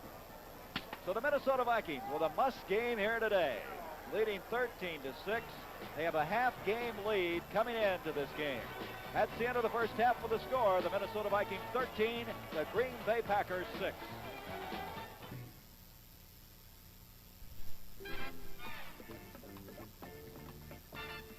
Not the only place today where it is snowing as hard as it is in Green Bay this afternoon is in Cincinnati, where the Giants are being clobbered by the Bengals. Let's get you up to date on all the scores right now. Weather is beautiful down in Tampa. 17-0. The Buccaneers about to lose for the 25th straight time. Los Angeles and Cleveland. Tough game. Cold and snowy, and the Rams are ahead by 9 points. They scored a touchdown and missed an extra point in that game. Here's the Cincinnati-New York Giants score. 27-6. Bengals scored on their first offensive play of the game. When Anderson hit Brooks, they've been in command all the way. Philadelphia and New England, surprisingly no snow in Foxborough. Windy, 14-0 right now, and the Patriots lead the Philadelphia Eagles. Pittsburgh ahead of the New York Jets, and the Jets are playing very well. They had a touchdown called back off a blocked punt, or that game might have been tied right now. And, of course, the game you're watching, Minnesota and Green Bay. Hard to see where the yard line markers are on that one, isn't it? 13-6 at the half. Vikings need it. Houston ahead of Kansas City. 14-3 is the score in that game. They are in the second quarter. Now, Chicago is off today because they played Detroit on Thanksgiving. Next Sunday, Walter Payton and all that gang go up against the Tampa Bay Buccaneers. Here's what the Buccaneers are doing this afternoon. Former Bear Gary Huff having trouble. Roland Lawrence steps up and intercepts that pass for the Falcons. And Haskell Standback got Atlanta on the board for the first time. Bartkowski has been throwing more this afternoon. Here he is going to Alfred Jenkins at the 22-yard line, and that led to this. Standback gets his second touchdown of the game, and Tampa Bay did not think that he'd gone in, but it was ruled a touchdown. Irv? Ben, I was trying to take a peek at that Ram-Brown game. The Rams lead in the fourth quarter by a score of 9-0. I see backup quarterback David Mays. Dr. Mays is going out with an injury, but here's first quarter action. Pat Hayden, finding no one open, scrambles the ball, goes for a 23-yard gain down to the Cleveland 47-yard line, which sets up a scoring opportunity from the 7 for John Cappelletti. He goes in, touchdown. The extra point, by the way, was missed. Later in the second quarter, Rafael Septien kicks a field goal, and that's where it stands 9-0. I don't know who the third quarterback for the Browns will be, but David Mays will be out the remainder of this game. Irv, let's check in now on the Bengals and the Giants. We'll show you that first offensive play of the game for the Bengals, and Anderson, who's had an off and on year, really unloads this time. 48 yards. Brooks, it was 7-0 after the extra point. Archie Griffin, stopped by that tough Minnesota defense a few weeks ago. Longest run of the year was 25 yards until this 31-yard run right here. Boobie Clark bounces off an umpire, careens past one man, and just battles his way into the end zone. Anderson wants Brooks again. Second time these two hook up for a touchdown. It was 20-0, missed extra point. Anderson wants his rookie tight end, Jim Corbett, and he's got him, and it was 27-0 in this game before the Giants finally got on the board. Joe Pisarcik, coming off an injury, going to Robinson, number 85, and it was 27-6. That's the way it still stands, and they are now in the fourth quarter. Brad, a brief update on that Brown-Ram game. Terry Luck is the backup quarterback who will be playing the remainder of the game for the injured David Mays. But New England and Philadelphia are doing battle in the fourth quarter up there, and it's 14-0 in the fourth quarter. And here's a first quarter touchdown pass from Steve Grogan to Stanley Morgan, and it's 7-0 New England right off the bat. Grogan likes to go to the air, and this time he goes to his running back, Sam the Bam Cunningham, who takes a screen pass and wades down the left sideline, down to the Eagles' 16-yard line, where Grogan puts the ball in the air again, this time hitting Darryl Stingley. Touchdown, New England. They led 14-0 here. The Eagles had an opportunity for a field goal, but passed it up here on a fourth down play late in the second quarter. Jaworski sacked, and that's the way things stand right now in the fourth quarter. New England 14, Philadelphia nothing. All right, Irv, now let's check in on the Minnesota-Green Bay game that you folks are watching. Tough weather conditions out there, but Minnesota just about has to win this game. They can't stand a divisional loss with Chicago pursuing them. McClanahan turned it over right here, and that led to a Green Bay score. Harrell running on a bit of a draw. First down for the Packers. And how do you know where to spot the ball? Whitehurst on the keeper. The rookie from Furman gets in. It was 6-0. And then Lee, who has replaced the injured Fran Tarkenton, went to White. This is a beautiful pass play, considering all the circumstances in Green Bay. On any day, that'd be a nice play. Now, here's Fred Cox. Time running out. Hit this field goal. 13-6 right now. Minnesota leading Green Bay at the half. And, of course, coming up on January 2nd on CBS is the Cotton Bowl, matching Texas against Notre Dame with a national championship at stake. And Jimmy the Greek, what's your early line on that game? Well, after watching Texas beat Texas A&M yesterday, I had it at close to even before that. But now you have to make Texas a slight favorite, Brad. Razor's edge in that game, Greek? What do you get for a field goal? 3-5. The NFL Today on CBS will continue right after these messages from your local stations. It continues to snow at Lambeau Field. The Minnesota Vikings lead the Green Bay Packers at halftime 13-6.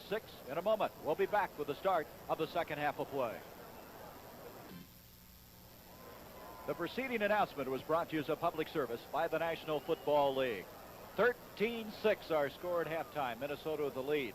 And John, interestingly enough, in this first half, the Vikings have used a two tight end offense. Foreman 80 yards rushing, and they've run off that right-hand side. Well, Tucker and Voigt are the two tight ends they've had in there. Both of them are excellent blockers. And the Vikings have been concentrating their attack, Gary, on that right side. And they've been working over Butler, and they've been working over Toner. And they have not been getting enough force, either from the linebacker or the defensive secondary. And that's where they've been concentrating it. That's where they've been picking up the yardage. John, on the other hand, you got to give credit to Bob Lee. He's hit 5 of 7 passes, one of them a 40-yard touchdown. And that's remarkable with the way the snow has been. Well, with an offense, and if you do throw the football, you do have the advantage because the defensive secondary has to play off of the offensive receivers. Certainly the offensive receivers cannot make as sharp and as quick as cuts they would like to. Neither can the defense stay up close to them and try to protect against it. So their offense has been moving. Then Bobby Lee has been playing a good ball game, calling a fine ball game, throwing the ball when he has to, and Foreman, of course, has been picking up the yardage. On the other hand, Fred Cox today, historic moment for him. He became second on the all-time scoring list, kicking 2 field goals, surpassing Lou Groza. Only George Blandis ahead of him. You know, the funny thing about Cox, he was with Cleveland years ago when Lou Groza supplanted him when he was a rookie and sent him up to the Vikings. Green Bay, on the other hand, John, started running the ball very, very well as they come out on the field, particularly in that first quarter. They scored on a 3-yard run by Whitehurst, but then all of a sudden the Vikings kind of put the clamps on them. Well, the Purple People Eaters got to them, and in the second quarter, as you mentioned, they did do well the first quarter. They have not run the ball as well as they would like to have in the second quarter, and it's been all Minnesota ever since. Well, we mentioned at the top of the show how important this game is for Minnesota.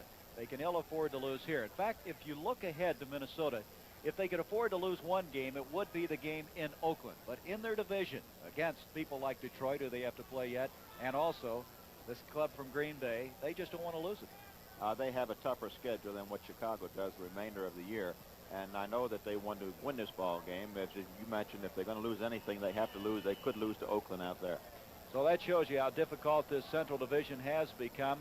I think the story has been the Vikings maybe are not playing badly. It's just the rest of the division starting to catch up a little bit. They are. They have not drafted in real good position. You know, they've always been last to draft every year, where the other teams have been 1, 2, 3 been able to draft 1 or 2 and 3, and these teams will catch up if they continue to draft that way. The Minnesotas, of course, have been a bad drafting situation for the last 5 or 6 years. And a guy by the name of Walter Payton is kind of shaking up football, isn't he? He's really something. All right, there you look at snowy Green Bay, Wisconsin. And the fans, I tell you, none of them have left. And they've got all kinds of garb on here. They're enjoying this, I believe. Look at them out there. Well, they got to move around a little bit, though. You might get snowed in. It's been the first snowfall in Green Bay, and when they say it snows in Green Bay, they weren't kidding. This may just stay here until next April. He may just keep you up here for a while. Oh, my gracious. All right, ready to go now. Second half of play.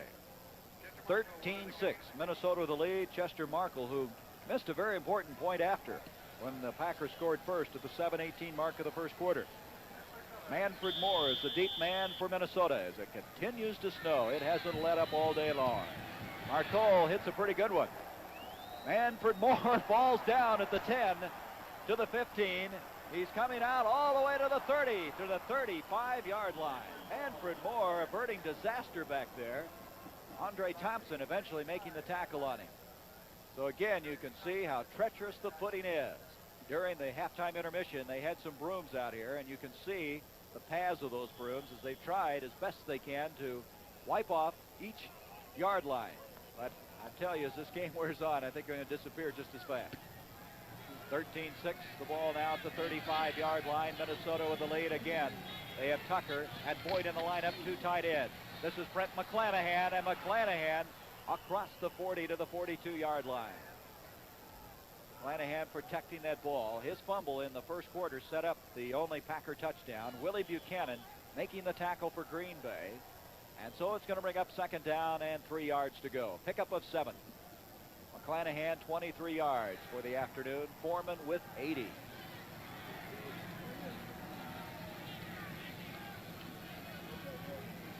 Here's Lee giving off to Chuck Foreman. And Foreman not going to get that first down. It's going to bring up a third down. It's interesting the strategy the Vikings are using. They're lining Tucker up right outside that outside hip of the other tight end, Stu Boyd. Tucker's coming down and double teaming on the defensive end, giving the hole, making the hole to the outside for McClanahan and Foreman. The Foreman is running, the McClanahan is picking up on anything that comes up to the outside. Foreman just running off of his block. Third down, a short yard to go now. The ball at the 43-yard line. Steve Craig has checked in there. 1 tight end and diving forward, trying to get it is Foreman. Did he get it? Very, very close. He doesn't have to get out to the 45. He just has to be just short of it, and I believe he's got the first down from our vantage point. He did. First down, Minnesota. So the Vikings starting out on the initial series here of quarter number 3. They came in here 6-4. They've lost 3 of their last 6 games, losing a tough one last week to the Chicago Bears 10-7. And Walter Payton, what a day he had. 275 yards. First down at the 45-yard line. Lee gives off to McClanahan, and McClanahan drags tacklers with him. Close to a 5-yard pickup before Dave Purifoy and also Dave Roller combining on the tackle. McClanahan picking up some good yardage. See the offensive lineman doing a good job now on the Green Bay Packer defense. Dave Purifoy, number 75, and Dave Roller making the tackle. They continue to run off that right-hand side. As John mentioned at halftime, they've been going at Tom Toner and Mike Butler. Second down, 6. Lee gives off to Foreman. Foreman protecting the ball, but no running room. Chuck Foreman at the midfield stripe, shoved back by Fred Carr and Jimmy Carter. You can see Foreman wrapping both arms around that football. Ball now at the midfield stripe. Going to bring up third down. Still 5 yards to go for the Vikings. Stu Boyd comes out, or check that. McClanahan checks out of the lineup. They've been using Sammy Johnson a lot at fullback. He was very effective in the first half of play. They have Robert Miller in this time. Rashad comes to the bottom of the screen. Again, the 2 tight ends. 3rd and 5. Lee gives off to Foreman, and he's not going to get the first down. Dave Roller again. I tell you, Dave Roller has quite a fan here, fan club, and they are roaring their approval of number 74. Dave Roller has been having a good ball game out there this afternoon. He's been making tackles all over the field, making some fine plays, along with Purifoy, and of course Toner and the linebackers have been doing quite a bit of the tackling as well. 4th down 5, Claybo to kick.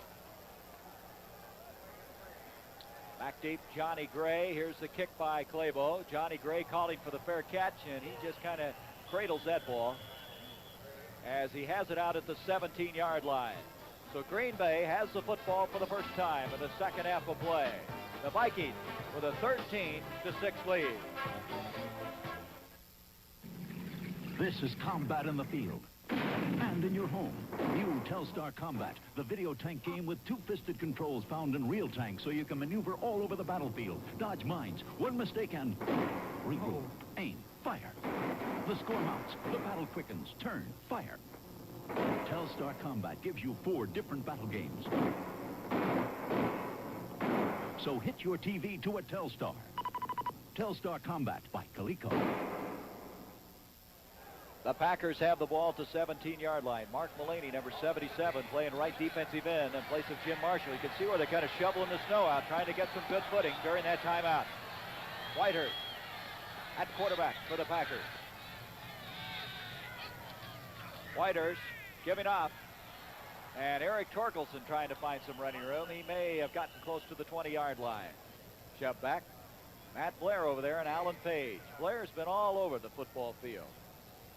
There's Eric. They've used him a lot today. His ability to hang on to the football. A very reliable performer for Green Bay. 11th round draft pick in 1974. 2nd down, 7th. A pickup of 3. Odom and Ollie Smith go to the top of the screen, flanked out, and you can see the snow. Just hasn't let up at all. From the 20-yard line. Whitehurst giving off to Torkelson again. And Eric Torkelson stays on his feet and gets a couple of yards. Eric Torkelson advancing the ball out to the 27-yard line, where it's going to bring up 3rd down. Still a long 3 yards to go. Sutherland and McNeil over to make the tackle. Green Bay had the lead early in this game, 6-0. Then trailed 10-6 and now 13-6. Cox with 2 field goals. The other points coming on a 40-yard touchdown pass from Bob Lee to Sammy White. Look at him. John, there's just nobody leaving this ballpark. And the snow's not letting up either, Gary. 3rd down, a long 3 to go. Whitehurst to throw. Far side, it's caught. Ollie Smith has got it. Ollie Smith has got it, and he's got a 1st down, just about a yard past that forward stick. 1st down, Green Bay. Whitehurst had a lot of time to throw the football. Plenty of time as the footing gets worse down on the field. More treacherous every minute with the snow continuing to come down. Excellent protection given Whitehurst. As he goes back and looks for his receiver, no one's open, and finally gets it over to Ollie Smith. He put some stuff on that ball to get it all the way over there. John, you've been impressed with the arm of Whitehurst, and there was a good example of it. 1st down now. Whitehurst on a delay to Torkelson. Torkelson breaks outside. Eric Torkelson fights his way loose. He's fighting his way up to the midfield stripe. What a run by Eric Torkelson. Jeff Wright's got him. 1st down, Green Bay. Excellent blocking by the Packers up front as Torkelson takes the ball on a draw, breaks tackle after tackle. Seaman missed it. See a good break, a good hard running, and some good leg drive as Torkelson moves the ball out. Jeff Wright, 23, finally brings him down. It's a 21-yard run by Eric Torkelson. And it sets the ball up at the Packer 49-yard line. Marty Smith and Willard Harrell are in the lineup. Torkelson getting a breather. Here's Barty Smith, and Barty bangs his way forward. He's into the Minnesota end of the field to the 47-yard line. Doug Sutherland had quite a collision there with him. It's interesting to me how a guy like Torkelson, I guess with a wide base, he has the ability to run. He keeps those legs spread wide when he runs out there. Very good balance and good strong leg drive is the answer to there, Gary. Look at the snowmobile outfits, the feet. Oh, boy, it makes me cold to look at it. Second down, 6. Pick up a 4 at the 47 of Minnesota. Give to Will Harrell. Harrell trying to turn the corner, falls down, and he's going to get to the 45-yard line of Minnesota. Fred McNeil over there. And so we come to a third down and close to 5 yards to go. Willard Harrell, not a big guy. Bart Starr told us that he can play well in spot situations, but it's tough to play all the time. He takes such a beating. Weighs in at 182 pounds. Tell you, weigh a little more today if you stand out there very long. Soak up that jersey. Bert Askson now has come into the tight end for Green Bay. Jeff Seaman checks out for Minnesota. As we come to a third down and 5.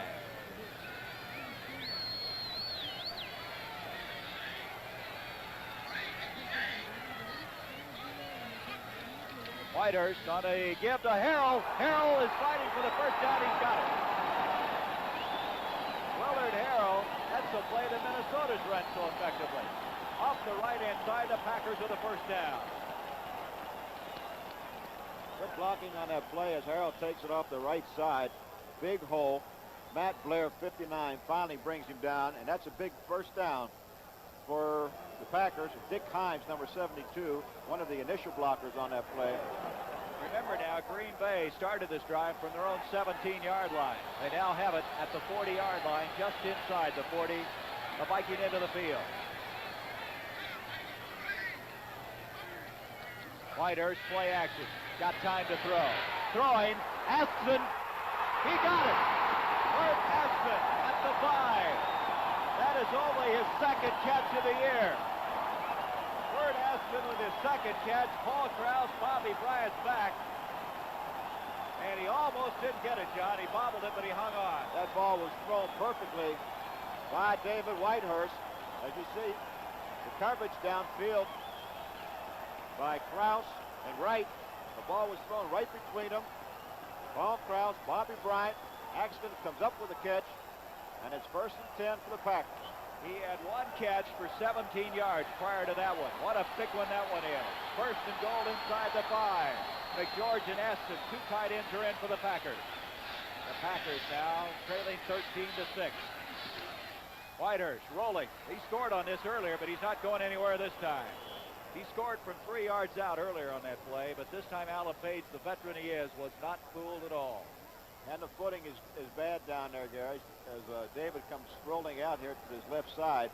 There's no way that he can plant and get back up inside like you'd want to. The footing is getting worse, but it's bad for both teams.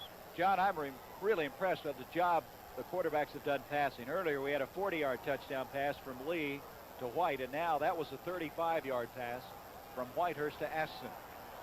And now Odom comes in. McGeorge checks out. Aston stays in at tight end. It's going to be 2nd and goal at the 7. A loss on that play, and now Whitehurst wants a timeout. Dave Whitehurst uses the Packers' first timeout of this second half with 6 minutes remaining in the third quarter. And here comes the young man, the 8th-round draft pick from Furman, who Bart Starr, you just hit it on the head, John, earlier in this telecast. You said he just kind of lights up when he talks about this young man. Well, he sees the potential that Whitehurst has, and if anyone can teach him the intricacies of the game, that Bart can. Let's look ahead to the CBS Sports Spectacular. Next Saturday at 5 o'clock Eastern, we're going to have the International Record Makers Tournament of Weightlifting from Las Vegas. A dozen world record weightlifters. Alisi Alex Eve is going to be there, along with also Bruce Wilhelm and Tom Stock of St. Louis, as we're going to have a lot of countries involved in that one, John. Oh, and some of the countries will be Iran, Cuba, West Germany, Japan, Bulgaria, and last but not least, Hungary. So that's next Saturday at 5 Eastern Time on the International Record Makers Tournament of Weightlifting. And that World's Strongest Man fits right into this category. That will also be televised next Saturday, the 9th event, and I can't get over this one. This is even tops last week's. The refrigerator race, 400-pound refrigerator, 40 yards. Can you imagine that? I guess that's all right if you like refrigerators. We have a score I want to pass along. A final, Atlanta defeated Tampa Bay 17-0, and John McKay still looking for a win at Tampa Bay. There is Bob Lee and Bud Grant discussing the situation. We have a 2nd and goal at the 7-yard line. Artie Smith, Eric Torkelson, the running backs behind Whitehurst. Whitehurst back to throw. Throwing, Ollie Smith, broken up by Jeff Wright at the 5. Tell you, that's the kind of pass that you got to be very careful with, John. Jeff Wright was right there. It almost looked like he could have intercepted that ball, but Whitehurst had some speed on it. There was, he had the man covered all the way. No one was really open. 40, Harrell checks in, replacing Eric Torkelson. You know, earlier this year, the Packers were driving through an interception. Houston picked it off on a very similar play. The pass was deflected and went 95 yards. Zeke Moore. 3rd down, 7.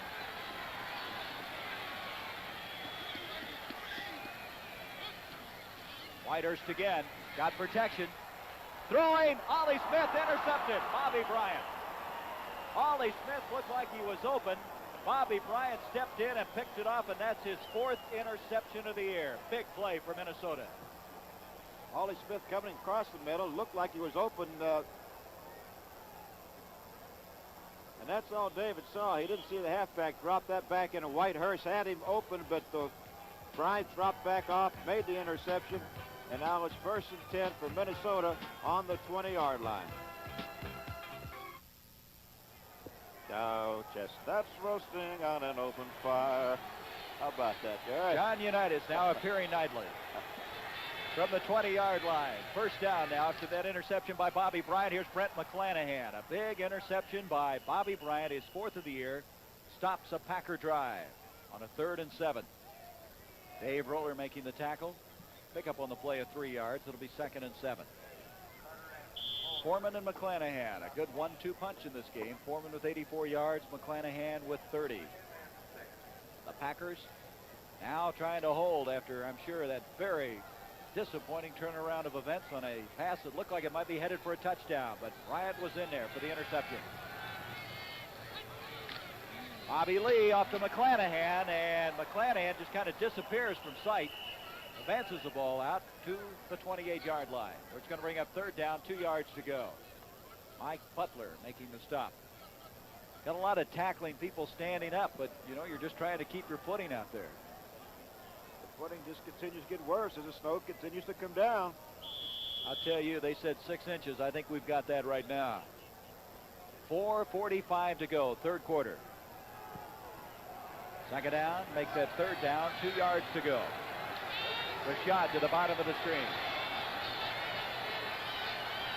Lee to McClanahan. He's got the 1st down. Brent McClanahan moves that ball all the way out across the 30 to the 35-yard line. Steve Luke eventually making the stop. The Packers had that drive starting at the 17-yard line, eventually being stymied in the end zone. A very impressive drive on weather like today. Here's the final. Los Angeles defeated the Cleveland Browns 9-0. That's a big win for L.A. and a costly loss for Cleveland. 1st down. Bob Lee to throw on 1st down. He's in trouble, and Mike Butler got him. Somebody got the official. Mike Butler back there. That's now 6.5 sacks for that #1 draft pick from Kansas. Mike Butler beat Ron Yeri on his pass protection. I believe Yeri slipped on the field down there. Butler was able to get back to get Ron Lee. That's the 1st sack, I believe, for the Packers this afternoon. 2nd down, 13, a loss. Back to the 30-yard line. Sammy White to the bottom of the screen. Rashad to the top. And a give, and a little problem with that exchange. Looked like McClanahan and Lee almost collided in the backfield, and McClanahan went nowhere, and we come to a 3rd down. I tell you, John, your timing, your footing, just a handoff is a chore out there right now. The defense reacts a little slower, Gary, on a field like this because they don't want to overcommit themselves. If they do, and they mess up, someone makes a good block, and it's Katie Barr the door. Ezra Johnson comes in now, replacing Bob Barber, right defensive end. 3rd down, almost 13 yards to go. Bob Lee gives off to McClanahan, and McClanahan not going to go very far. He got back to the original line of scrimmage. And And so now Minnesota's going to kick the football as Steve Luke, number 46, fired up on that play. Steve came up and made a real fine play on it. Number 46 in on the tackle. There he is. Good tackle by Steve Luke. Art Starr told us that Steve Luke really worked hard in the offseason to strengthen himself, and he's played much better football this year. So now it is 4th down and 10 yards to go. Claybo to kick. Johnny Gray is deep for Green Bay. Claybo in this game been booting the ball very well.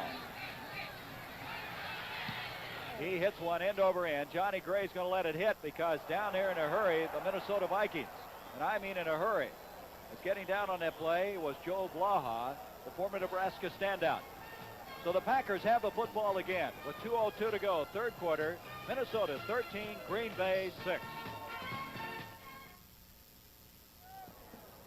13-6 our score here. Hey, you want to relive Johnny Cash's all-time favorite Christmases? But Johnny gathers his family and friends, Roy Clark, Jerry Lee Lewis, Roy Orbison, Carl Perkins, and the Stantler brothers for a delightful Christmas special Wednesday at 10, 9 Central in Mountain Time, right here on CBS. The Packers have the ball after a 31-yard kick on their own 35-yard line. First down, they trail 13-6. Torkelson and Smith, the running backs. This is Torkelson. And Torkelson's going to lose some yardage. That play just didn't get developed. Carl Eller coming back to make the stop. Got some finals again. Cincinnati defeating the New York Giants 30-13. Boy, here's a tough one, John. Pittsburgh leading the Jets by 3 in the fourth quarter, 23-20. Mike Todd must be back for the New York Jets. And now New England leading Philadelphia in the fourth quarter, 14-6. I'll tell you, those Eagles are the best 3-7 football team maybe in the NFL. They really play fine defense in Philadelphia. Second down, they say it's 10. No loss on that last play and no gain. Whitehurst with 1:20 to go in the third quarter, throwing under pressure, and it is intercepted. Picked off by Paul Krause. And Krause now is one interception short of the record by Tunnell. There's a flag, however, on the play. It was deflected further up the field by McNeil. And then Paul Krause coming up to pick it off. And Paul Krause, now for his career, has 78 interceptions, and he's one behind M. Tunnell.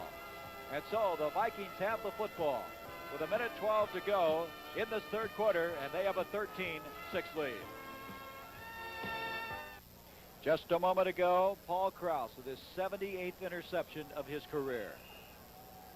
See Whitehurst throwing the football. It's tipped right there, and that's something that the Vikings do very, very well. The linebackers drop back into a real fine drop and knock the ball around. You saw the clip on the play after Krause had made the interception. It was Jeff Wright with the clip. So it moves the ball back to the 34-yard line of Minnesota. And here comes Chuck Foreman, but not for very far. So Paul Krause with an interception, Bobby Bryant with an interception, both of them coming here in this third quarter, one of them in the end zone. As Green Bay has been putting the pressure on Minnesota, but thus far haven't been able to do anything on the scoreboard. They trail 13-6, and that was our halftime score. Second down, 5. A pickup of 5 for Foreman, and Foreman is approaching 100 yards for the day.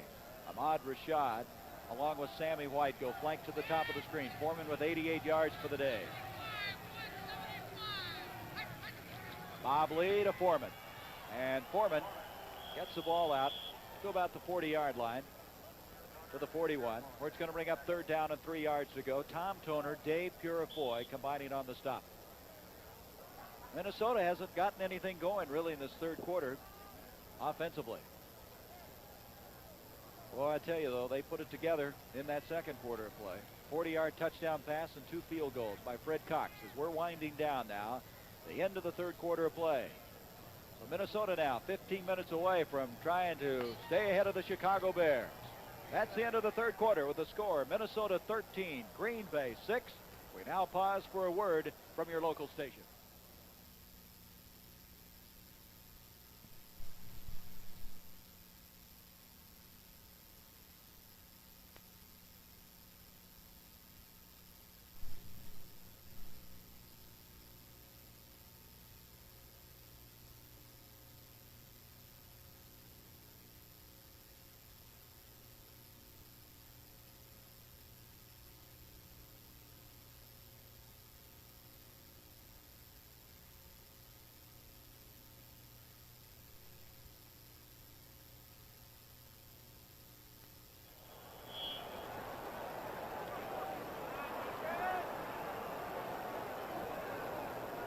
Fun at the old ballpark here in Lambeau Field. Everybody having a good time. I'll tell you, she's going to get her hair very wet before the afternoon is over. We start the fourth quarter. 3rd down and 2 for Minnesota. Miller in the backfield along with Foreman. And here comes Robert Miller, and did he get the first down? He fought for it. On a 3rd and 2, he's going to be very, very close. Bob Barber, the initial hit for Green Bay. We've just started the fourth quarter. 13-6, Minnesota with a lead. Trying to get an important first down, and they're unpiling. Let's see, they may have to measure. And that's what they're going to do. They're going to bring the sticks in, an important measurement here as we start the fourth quarter. There's Fred Carr. He's trying to help him out a little bit there. The Packer defense has been tough for the third quarter. You see Fred Carr, and there's someone else is measuring. Dave Roller. Right. He's up. He's saying it's very, very short. So they aren't even going to measure. Carr told him where it was. 4th down. Don't you wish you could do that all the time, huh? Boy, I tell you, I've quit trying to guess on those. It's interesting. Every time somebody goes back for a punt, they got to look out for the guys with the brooms because they come off the field trying his every opportunity to sweep the field off. Johnny Gray. That's Gray. Number 24 is back. Neil Clavo to kick. Beautiful kick by Clavo. Johnny Gray back at the 20. And Gray's not going to go anywhere. Boy, it's tough to turn upfield. Not much you can do when the footing is bad as it is. 39-yard kick. Blaha down for the stop. John, let's look ahead now to some New Year Day activity. The Fiesta Bowl on Sunday, December 25th, right here on CBS. Penn State against Arizona State. Boy, Penn State won a game in similar weather conditions yesterday. They threw the ball well yesterday, as did Pitt, but Penn State came up with a win. They're 10-1 for the year. And the Sun Bowl from El Paso, December 31st, Stanford, LSU. And then the Cotton Bowl. What a game that's going to be. Texas versus Notre Dame right here on CBS. Torkelson, Barty Smith, the running backs at the 21-yard line. Eric Torkelson. And he's not going to go anywhere. Very fine reaction that time. Doug Sutherland and Alan Page. And they're going to be thrown for a loss back inside the 19. You know, that Cotton Bowl game between Texas and Notre Dame will be January 2nd, a Monday. Boy, Texas and Earl Campbell, he had 222 yards and had 57-28 win over Texas A&M. And I wonder who the people of Green Bay will be rooting for, don't you, Gary? Boy, that'll be some game from the 19-yard line. I'm not going to touch that one. 2nd down, 12. There's a delay to Torkelson. Torkelson, they try to strip the ball from him, but he hangs on, comes across the 20 to the 23-yard line. Alan Page making the tackle. Alan Page, the MVP in the NFL in 1971. Pro Bowl 8 straight years. 6'4". They say he weighs about 230, maybe even less than that this year. 20 sacks last year. He is something. Mark Mullaney get a great deal of work the second half in place of Jim Marshall. Mullaney, heir apparent in that position. Number 1 draft pick in 75 out of Colorado State. 3rd down, 6. Whitehurst. And he is hit hard from behind. He is hit very hard. Dick Himes pounced on the ball, but Alan Page unloaded on him. Boy, was he hit on this play. That's Dave Roller. He's played quite a game for Green Bay. Roller been in on a number of tackles. There's also pretty good head linesmen out there, be able to tell you whether the ball is short or long for the first down. He played in the Canadian Football League, the World Football League, acquired in the middle of the 75 season after playing for the Southern California Sun. And now Beverly will kick inside his own 5-yard line. Manford Moore deep for the Vikings. 12:24 remaining in the game. Beverly continues to kick the ball very well. Manford Moore all the way back and hit immediately. Great reaction that time. Andre Thompson, number 43. He came storming down the field. There'll be no return on that one. Minnesota continues to lead Green Bay 13-6, 12:13 to go. The guy with the earphones on is Bill Curry, a former teammate of yours, John, the offensive line coach, and he's doing quite a job with this young offensive line. Took a lot of snaps from Billy Curry, and he's not too happy about that last play where his offensive men let the Vikings get to their quarterback. 1st down 10 now from the 42. Minnesota with the ball, and Brent McClanahan. Flanahan picking up 5 yards on the play. Minnesota has hung on to this 13-6 lead. You know, in a game like this, you have a lead, you're a little reluctant to start opening up too much. Purifoy, Roller combining on the stop. There's 38, Bob Tucker, out of Bloomsburg State. He's a little All-American there. He led the NFL in receiving in 1971 with 59 catches. Gain of 4, 2nd and 6. Chuck Foreman. Foreman slanting forward, is going to bring up 3rd down and a long 3 yards to go. Chuck Foreman now 92 yards for the afternoon. That was Purifoy again on the tackle. So Green Bay now trying to get the football back on a 3rd down, 3 yards to go. The ball at the 49-yard line of Minnesota. Houston leading Kansas City, 3rd quarter, 20-6.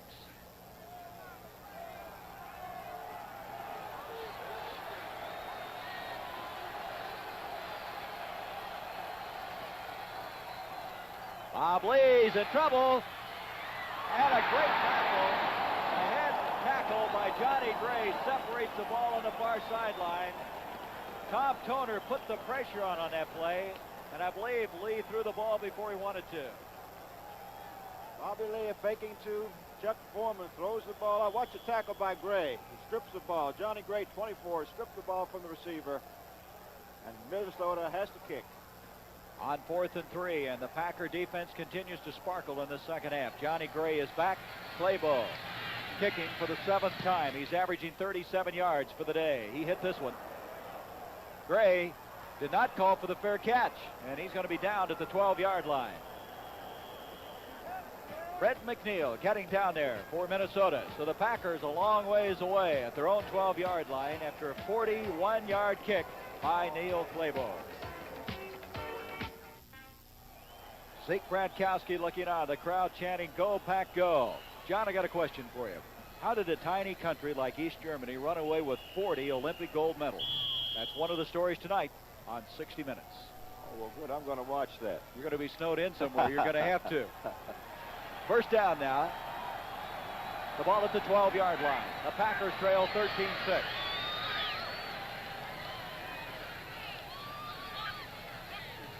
Whitehurst going to throw on 1st down. Got nice protection. Throwing. Ollie Smith almost intercepted by Nate Wright. Nate Wright waiting on that one. Almost came up with it. That's twice now. Ollie Smith has been the intended target. One time intercepted and a near miss. Well, Ollie slipped down that time, Gary. That's what I mentioned to you before, that the offensive receiver must be careful on making his breaks on a field like this. He slipped down and the ball hit Nate Wright right in the chest, and he really did not expect it. And it's tough to catch a ball today. 2nd down, 10 from the 12. 10:44 left in this one. Whitehurst wasting no time. Going to throw again. This is Ollie Smith. And he's got it this time. And John, I believe that's the same play. He came back to him on the same type of a play. This time Ollie Smith would continue back to the inside. Beat Nate Wright this time on it. Ollie Smith came up with a fine reception. David Whitehurst put the ball right on the money. As we see it coming right back to him. Fine reception. Ball crossed number 22, and Nate Wright finally making the tackle, and his 1st and 10 for the Green Bay Packers. 22-yard pass completion to Ollie Smith. Whitehurst 6 of 16 for the afternoon. The ball at the 35-yard line. Whitehurst to Eric Torkelson. Torkelson going outside for about 3. A lot of congestion. Torkelson pick up a 3. It'll bring up 2nd down and 7. Well, Whitehurst has the arm, John. There's just no question he has a major league arm. He has good speed on the ball both times that he threw it. He's learning. He's picked a little bit up every day, and he's going to have to continue to learn if he's going to improve, that's for sure. And Bart Starr is really satisfied with this young man to this point. 2nd down, 7. Odom, Ollie Smith to the top of the screen. A give to Barty Smith, and Smith is to the 40-yard line and across it to the 41. John, this reminder on many of these same CBS stations, CBS doubleheaders, we're going to have Dallas at Washington, a very crucial game, that NFC Eastern Division. And Washington always gives Dallas a fit, regardless where they play in Dallas or Washington. Could be a real good ball game. We may even get to see Mr. Whiskey Kilmer in that ball game. Is that a prediction? I hope so. I like you better. 3rd down now. And still 3 yards to go for Green Bay at their own 42-yard line. Odom, Ollie Smith again, flank to the top of the screen. Asson, the tight end. Whitehurst trying to option, pitches out to Torkelson, and I believe, did he get it? Did he get the first down? No, I don't believe he did. They're marking where he hit, and I don't think he got it, John. It's going to be very, very close. I believe they're going, well, the official down on the sidelines is marking 4th down. That's right. His knee touched, and that's where they're marking it. His body had fallen forward, but his knee had touched on the field just in front of that stick, so it's 4th down. Big decision coming up here now. What do you do? Well, that's the old college option. We knew they'd put that in because of Whitehurst's running ability, and he ran it at Furman. Rich McGeorge coming into the ball game with 2 tight ends in the ball game for blocking purposes. Well, here we come to a big play at the 8:17 mark. 4th, less than a yard to go.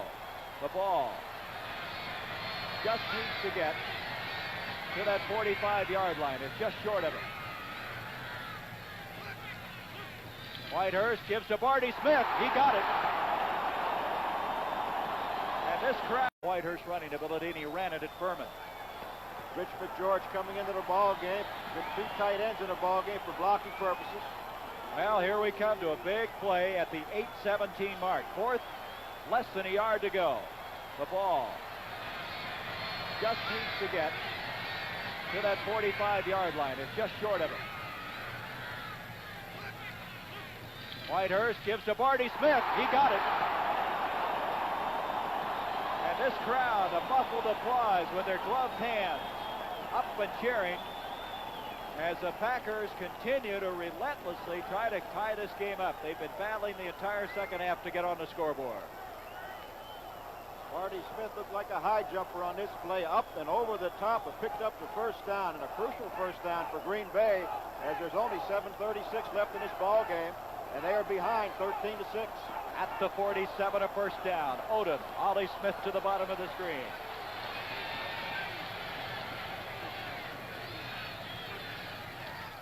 Whitehurst play action fake. Look out. Throwing to Ollie Smith. He did not see it. Alan Page dumped Whitehurst, or that pass might have been completed. He released it before Smith had made his move. Whitehurst getting up, kind of holding his right arm. Alan Page has hit him twice with a ton of bricks. And Ollie Smith, his man fell down back there. Had he been able to look around quickly enough, he may have had that reception and continues still running downfield. Whitehurst is throwing a scare into the Vikings. He's come out throwing here in this 4th quarter. He's now 6 of 17 for 76 yards. Again, he brings Smith and Odom to the near side. 2nd and 10.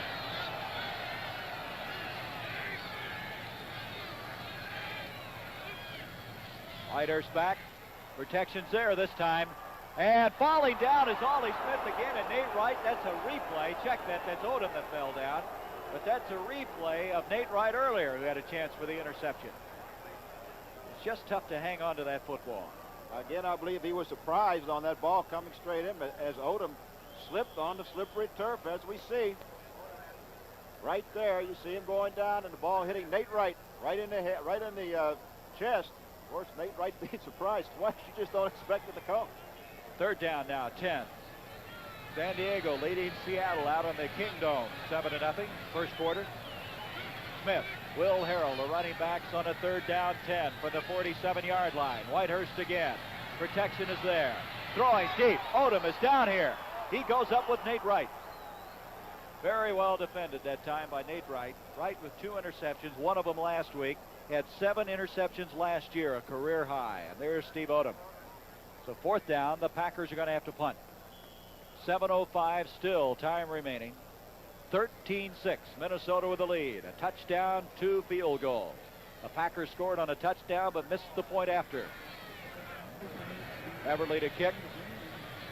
Manfred Moore is deep now. He's standing back at the 15-yard line of Minnesota.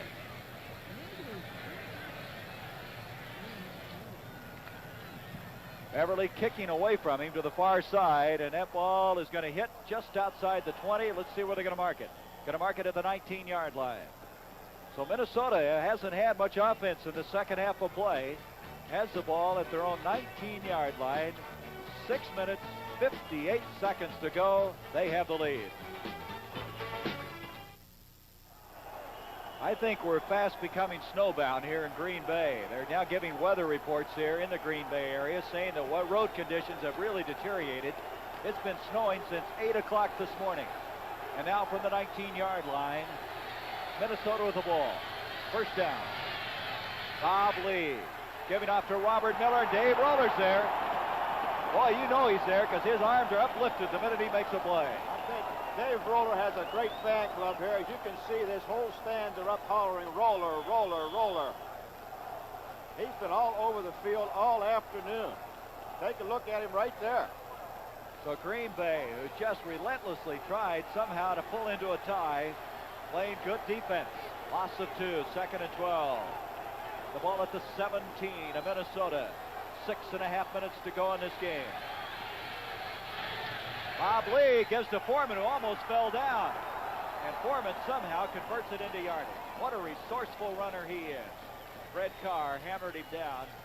But Chuck Foreman, he just does it all. Third down, still going to be 8 yards to go.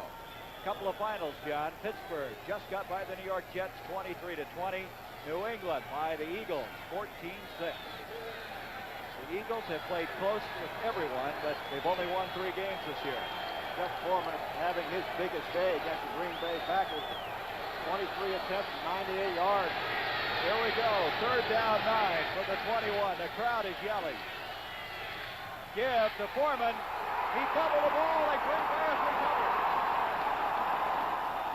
Dave Roller jumping with, let's see who's got it. Foreman has fumbled the ball. Look at Roller. Mike Butler, number 77, we think got it. Let's see.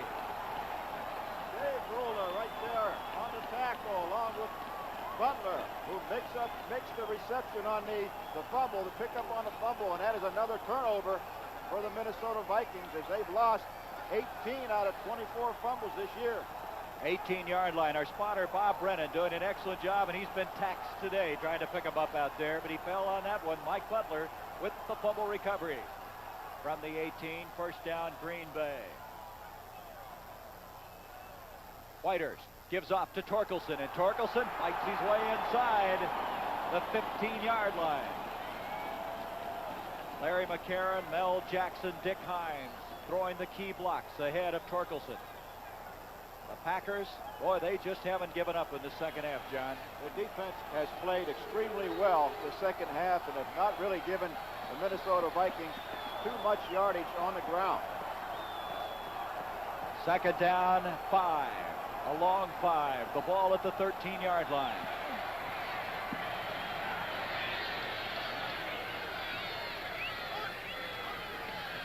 Whitehurst gives off to Torkelson again, and Torkelson's close to the 10-yard line. Eric Torkelson close to the 10, where it's going to come to a third down. Again, Jackson, McCarron throwing the blocks ahead of him.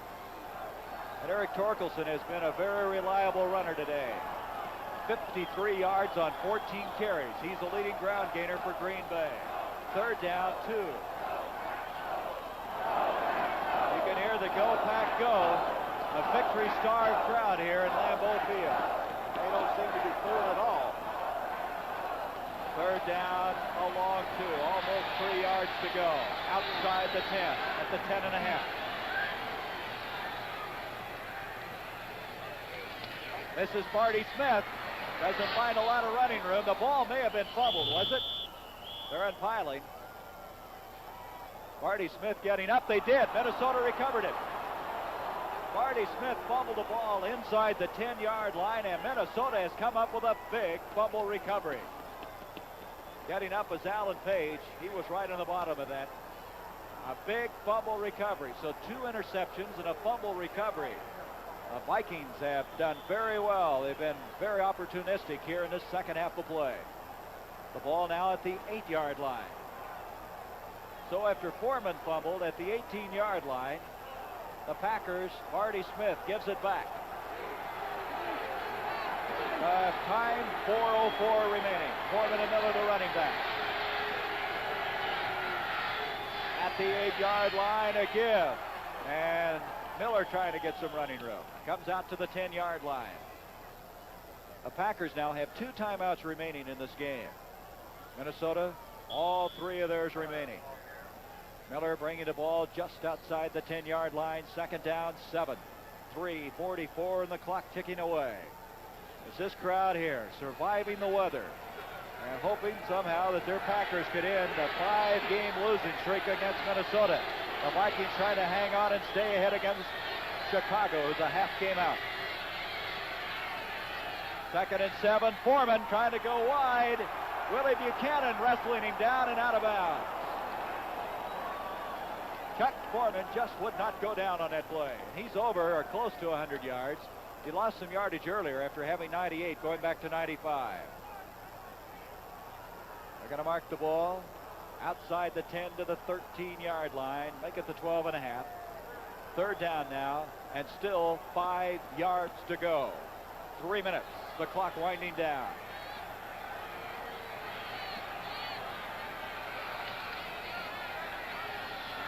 They're going to send Rashad to the bottom of the screen, flanked out. 2 tight ends. Boyd, Tucker in there. Third down, 5 yards to go. Bob Lee gives off to Foreman. Foreman, is he going to get the first down? It's going to be close. I don't believe he got it. He did not, and it brings up a 4th down. And so again, the defense of Green Bay has done the job. They have to push up against their goal line. Clayball's really going to have to hit this one. You probably have a pretty good punt rush this time, Garrett, with chances trying to take a chance and maybe blocking it or at least hurrying him up for a bad kick. Steve Luke and Tom Toner forced that play to stop Foreman short of the first down. Foreman now has 101 yards on 26 carries. Third 100-yard day of the year. Johnny Gray is back now. Neil Clayball with a big, big punt. And they're going to take a delay of game, John. They're not even going to take or even attempt a punt. They're going to run down those 30 seconds, and they have, well, wait a minute. We got the 2-minute warning. So the 2-minute warning is here. 2 minutes remaining. Minnesota leads Green Bay 13-6.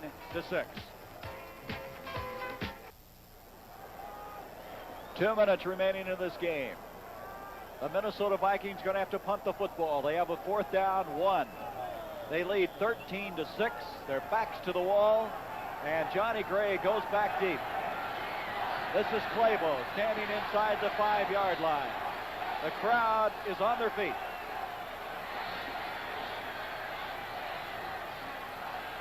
Clayball, very little pressure, gets away a wobbly kick. Coming up, Johnny Gray, and he makes the catch and doesn't fair catch it. Whew. That's twice he's done that today. Joe Blaha is down there instantly to down him. And so now the Packers with good field position. Nobody has left here. Of course, I'm not sure they can get anywhere right now because of the weather conditions. There's your time, a 34-yard kick. And the ball is now just across the midfield stripe. Minnesota into the field at the 49-yard line.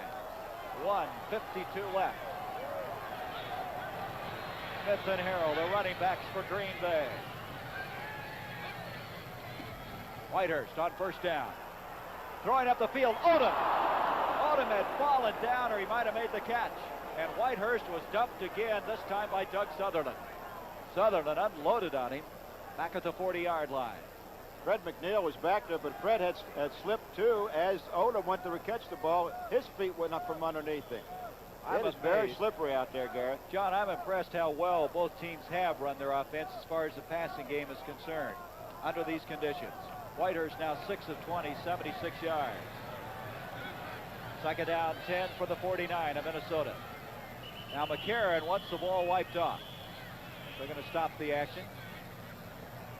Larry McCarron, a vastly improved football player. He hit the weights on the offseason, picked up some strength, and he's playing much better football.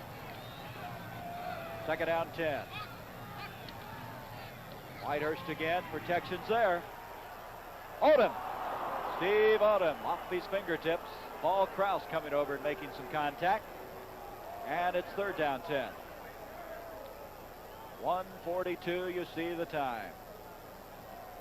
There she is. I think she's a little numb right now, not saying an awful lot. Boy, you see such multicolored garb out here in Lambeau Field. These people are experts at keeping warm. Will Harrell now started out of the game. Now it comes back in. Aston's coming out. They have a little problem now getting their offensive alignment. And they're going to have to use the timeout. So that only gives Green Bay one timeout remaining with 1:42 left in the game. So Whitehurst is over on a very important 3rd and 10. As you see Zeke Bratkowski in the goal warm-up. Bart Starr standing down there talking with their rookie from Furman. Looking ahead now, a reminder, immediately following this game, we'll be switching on most of these CBS stations to the Dallas-Washington game from RFK Stadium. But looking ahead next week, the Chicago Bears, who are watching this one, I'm sure, with a great deal of interest, meet Tampa Bay. St. Louis against the Giants. That's always a good one. Washington against Buffalo, who plays Monday night against Miami.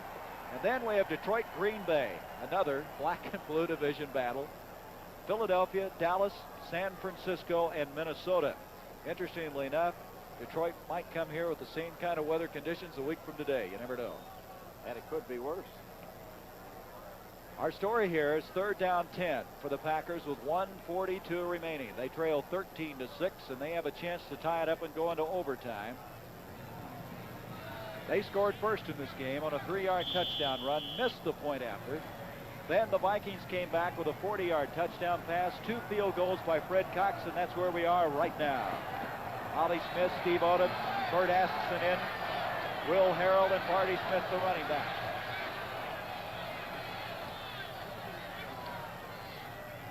Whitehurst, good protection. And Will Harrell, the intended receiver. Matt Blair defending on the play. Harrell thought he was interfered with. 4th down. 4th down 10, and John, I guess there's no tomorrow right now. You got to go for it with 1:36. That's right. You have nothing to lose at this point. See what Whitehurst comes up with. He looked to me like he had a man down the middle that time, but of course, Paul Krause is going to play as deep as the deepest man, and he'll let you get all the way down to the goal line before you get behind him. This may be the play, the last chance the Packers have. 4th and 10 from the 49. Whitehurst back again. Protection there. Throwing. Ollie Smith. He had it and dropped it. Ollie Smith had it and dropped it. And the Packers have run out of downs with 1:31 left. Good coverage again by Minnesota. Whitehurst all had Ollie Smith coming down inside. Good protection. As you see the ball being thrown, Ollie Smith come up almost with a good catch. But a little bit too late. So Minnesota now with 1:31. The Packers have only one timeout remaining. And good field position. The ball on their own 49-yard line. The Green Bay defense has done the job in the second half. Minnesota hanging on to that precarious lead. And now, falling on the ball is Bob Lee. Maybe lost a yard on the play, and the Packers going to use their timeout. With 1:25, Green Bay uses their last timeout.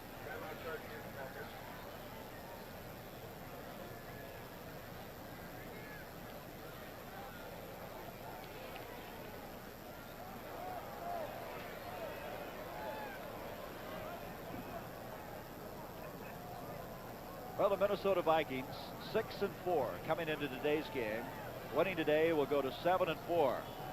I tell you, there's a lot of football left to be played because they have San Francisco next week. Then they go to Oakland to beat the Raiders and then wind up their season in the Silverdome against the Detroit Lions. Chicago plays Tampa, then Green Bay, and then the Giants. So Minnesota definitely has the tougher of the two schedules. The Vikings are going to hold that one-game lead if they hang on to this with 1:25. The Packers, no timeouts remaining now. So the time will wind down. 3rd down coming up, 11 yards to go. Minnesota for the 2nd consecutive week playing without Fran Tarkenton. Last week, Bob Lee did a creditable job under some bad weather conditions, hitting 12 of 24. Here today, he's 5 of 8 for 68 yards, and the big one, a 40-yard touchdown pass to Sammy White. Chuck Foreman at 101 yards under terrible field conditions. 3rd down, and they're just punching around, so it's going to be 4th down now. The Packers going to get a crack at the ball. They're going to get a last-ditch chance now. Thanks to our producer, Howard Reifsnyder. I bet they're kind of cold down there in that truck. Our director, Marvin Muse. Two men who've had their work cut out today because of the weather conditions, but a good job. The pictures and the support they've given us, excellent. You see the time winding down now. They're going to take the delay a game. Should happen with about 10 seconds to go, I believe. Well, I missed that one. There it is, with 3 seconds to go. I knew they're going to get a delay a game somewhere. So now delay a game, 5 yards, stops the clock with 3 seconds left. So on fourth down, you know they're not going to kick it. They're just kind of fall on the ball. So they will not get any kind of a crack at the ball. You know that Minnesota will not kick it. As Chuck Foreman trots off the field, a job well done for him. 26 carries, 101 yards. Green Bay, their record will go to 2-9. Football team that battled very well Monday night against Washington and came right out here against Minnesota today and gave them all they wanted. Bob Lee going back. He's playing cat and mouse, and that's the game. So the Minnesota Vikings now have defeated the Green Bay Packers 13-6. A little conversation going on between Dave Roller and Bob Lee. I tell you that Dave Roller, he likes to play the game of football. And Bud Grant, who earlier this year picked up his 100th win against these very same Green Bay Packers, has now directed his team to a 7-4 record. A must-win for him today. It was a struggle for him, but I think this guy expected it, as his team, their backs to the wall, leading 13-6, held on to that lead in the second half with interceptions by Bobby Bryant and Paul Krause and a fumble recovery on the 8-yard line and a fumble by Barty Smith as they hang on to win. So the Vikings now will get ready for San Francisco with that 7-4 record. And the Vikings have now won 6 in a row over the Green Bay Packers. They've won 9 of their last 11. And Bart Starr, who's in his 3rd year as the coach of Green Bay, is still looking for his first win over the Minnesota Vikings. But again, you could see the Packers had some improvement. Their defense played remarkably well, particularly in the second half, as the big play now, 40-yard touchdown pass from Bob Lee to Sammy White. 13-6, the Minnesota Vikings over the Green Bay Packers. Stay tuned as the NFL Today continues after this word from your local station. The Minnesota Vikings winning their 7th game of the year against 4 setbacks here this afternoon on a snow day. And I mean snow. We're going to have at least 6 inches before the day is over. The Vikings win it 13-6. They actually trailed early in this game. Dave Whitehurst, after a fumble recovery off of Brent McClanahan, taking it over on a bootleg on a 3-yard scamper. Then the point after was missed by Chester Markle, and that's the way the first quarter ended. But then the big play of the game was the 40-yard touchdown pass from Bob Lee to Sammy White.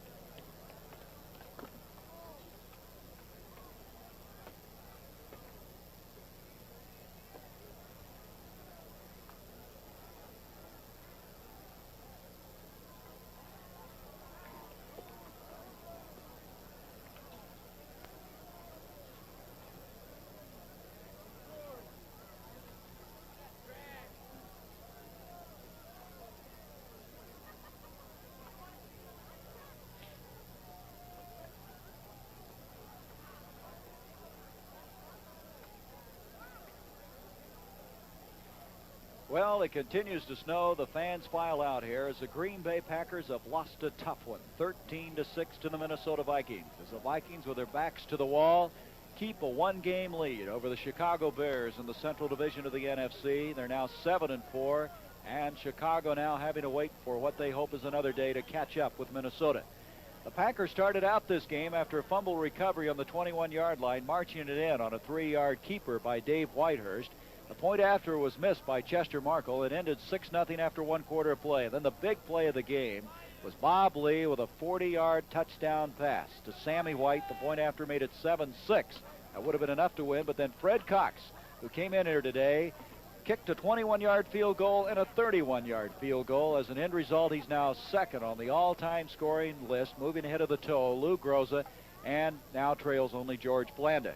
In the second half, the Packers kept constant pressure on the Minnesota Vikings. They had a real opportunity to score in the third quarter, only to have Bobby Bryant pick off a pass intended for Ollie Smith in the end zone. The Packers relentlessly came right back. They had another opportunity, only to have Paul Krause pick off an interception, which, by the way, is his 78th of the year. He's now only one short of the all-time record by M. Tunnell. And then the Packers had a fumble recovery at the 18-yard line off of Chuck Foreman. Then they marched in only to fumble themselves on the 8-yard line. Barty Smith coughing up the football. For all intents and purposes, that was a real last legitimate crack that the Packers had at scoring. But it was a very fine performance by the Packers. Their record now 2-9 as they lose 13-6.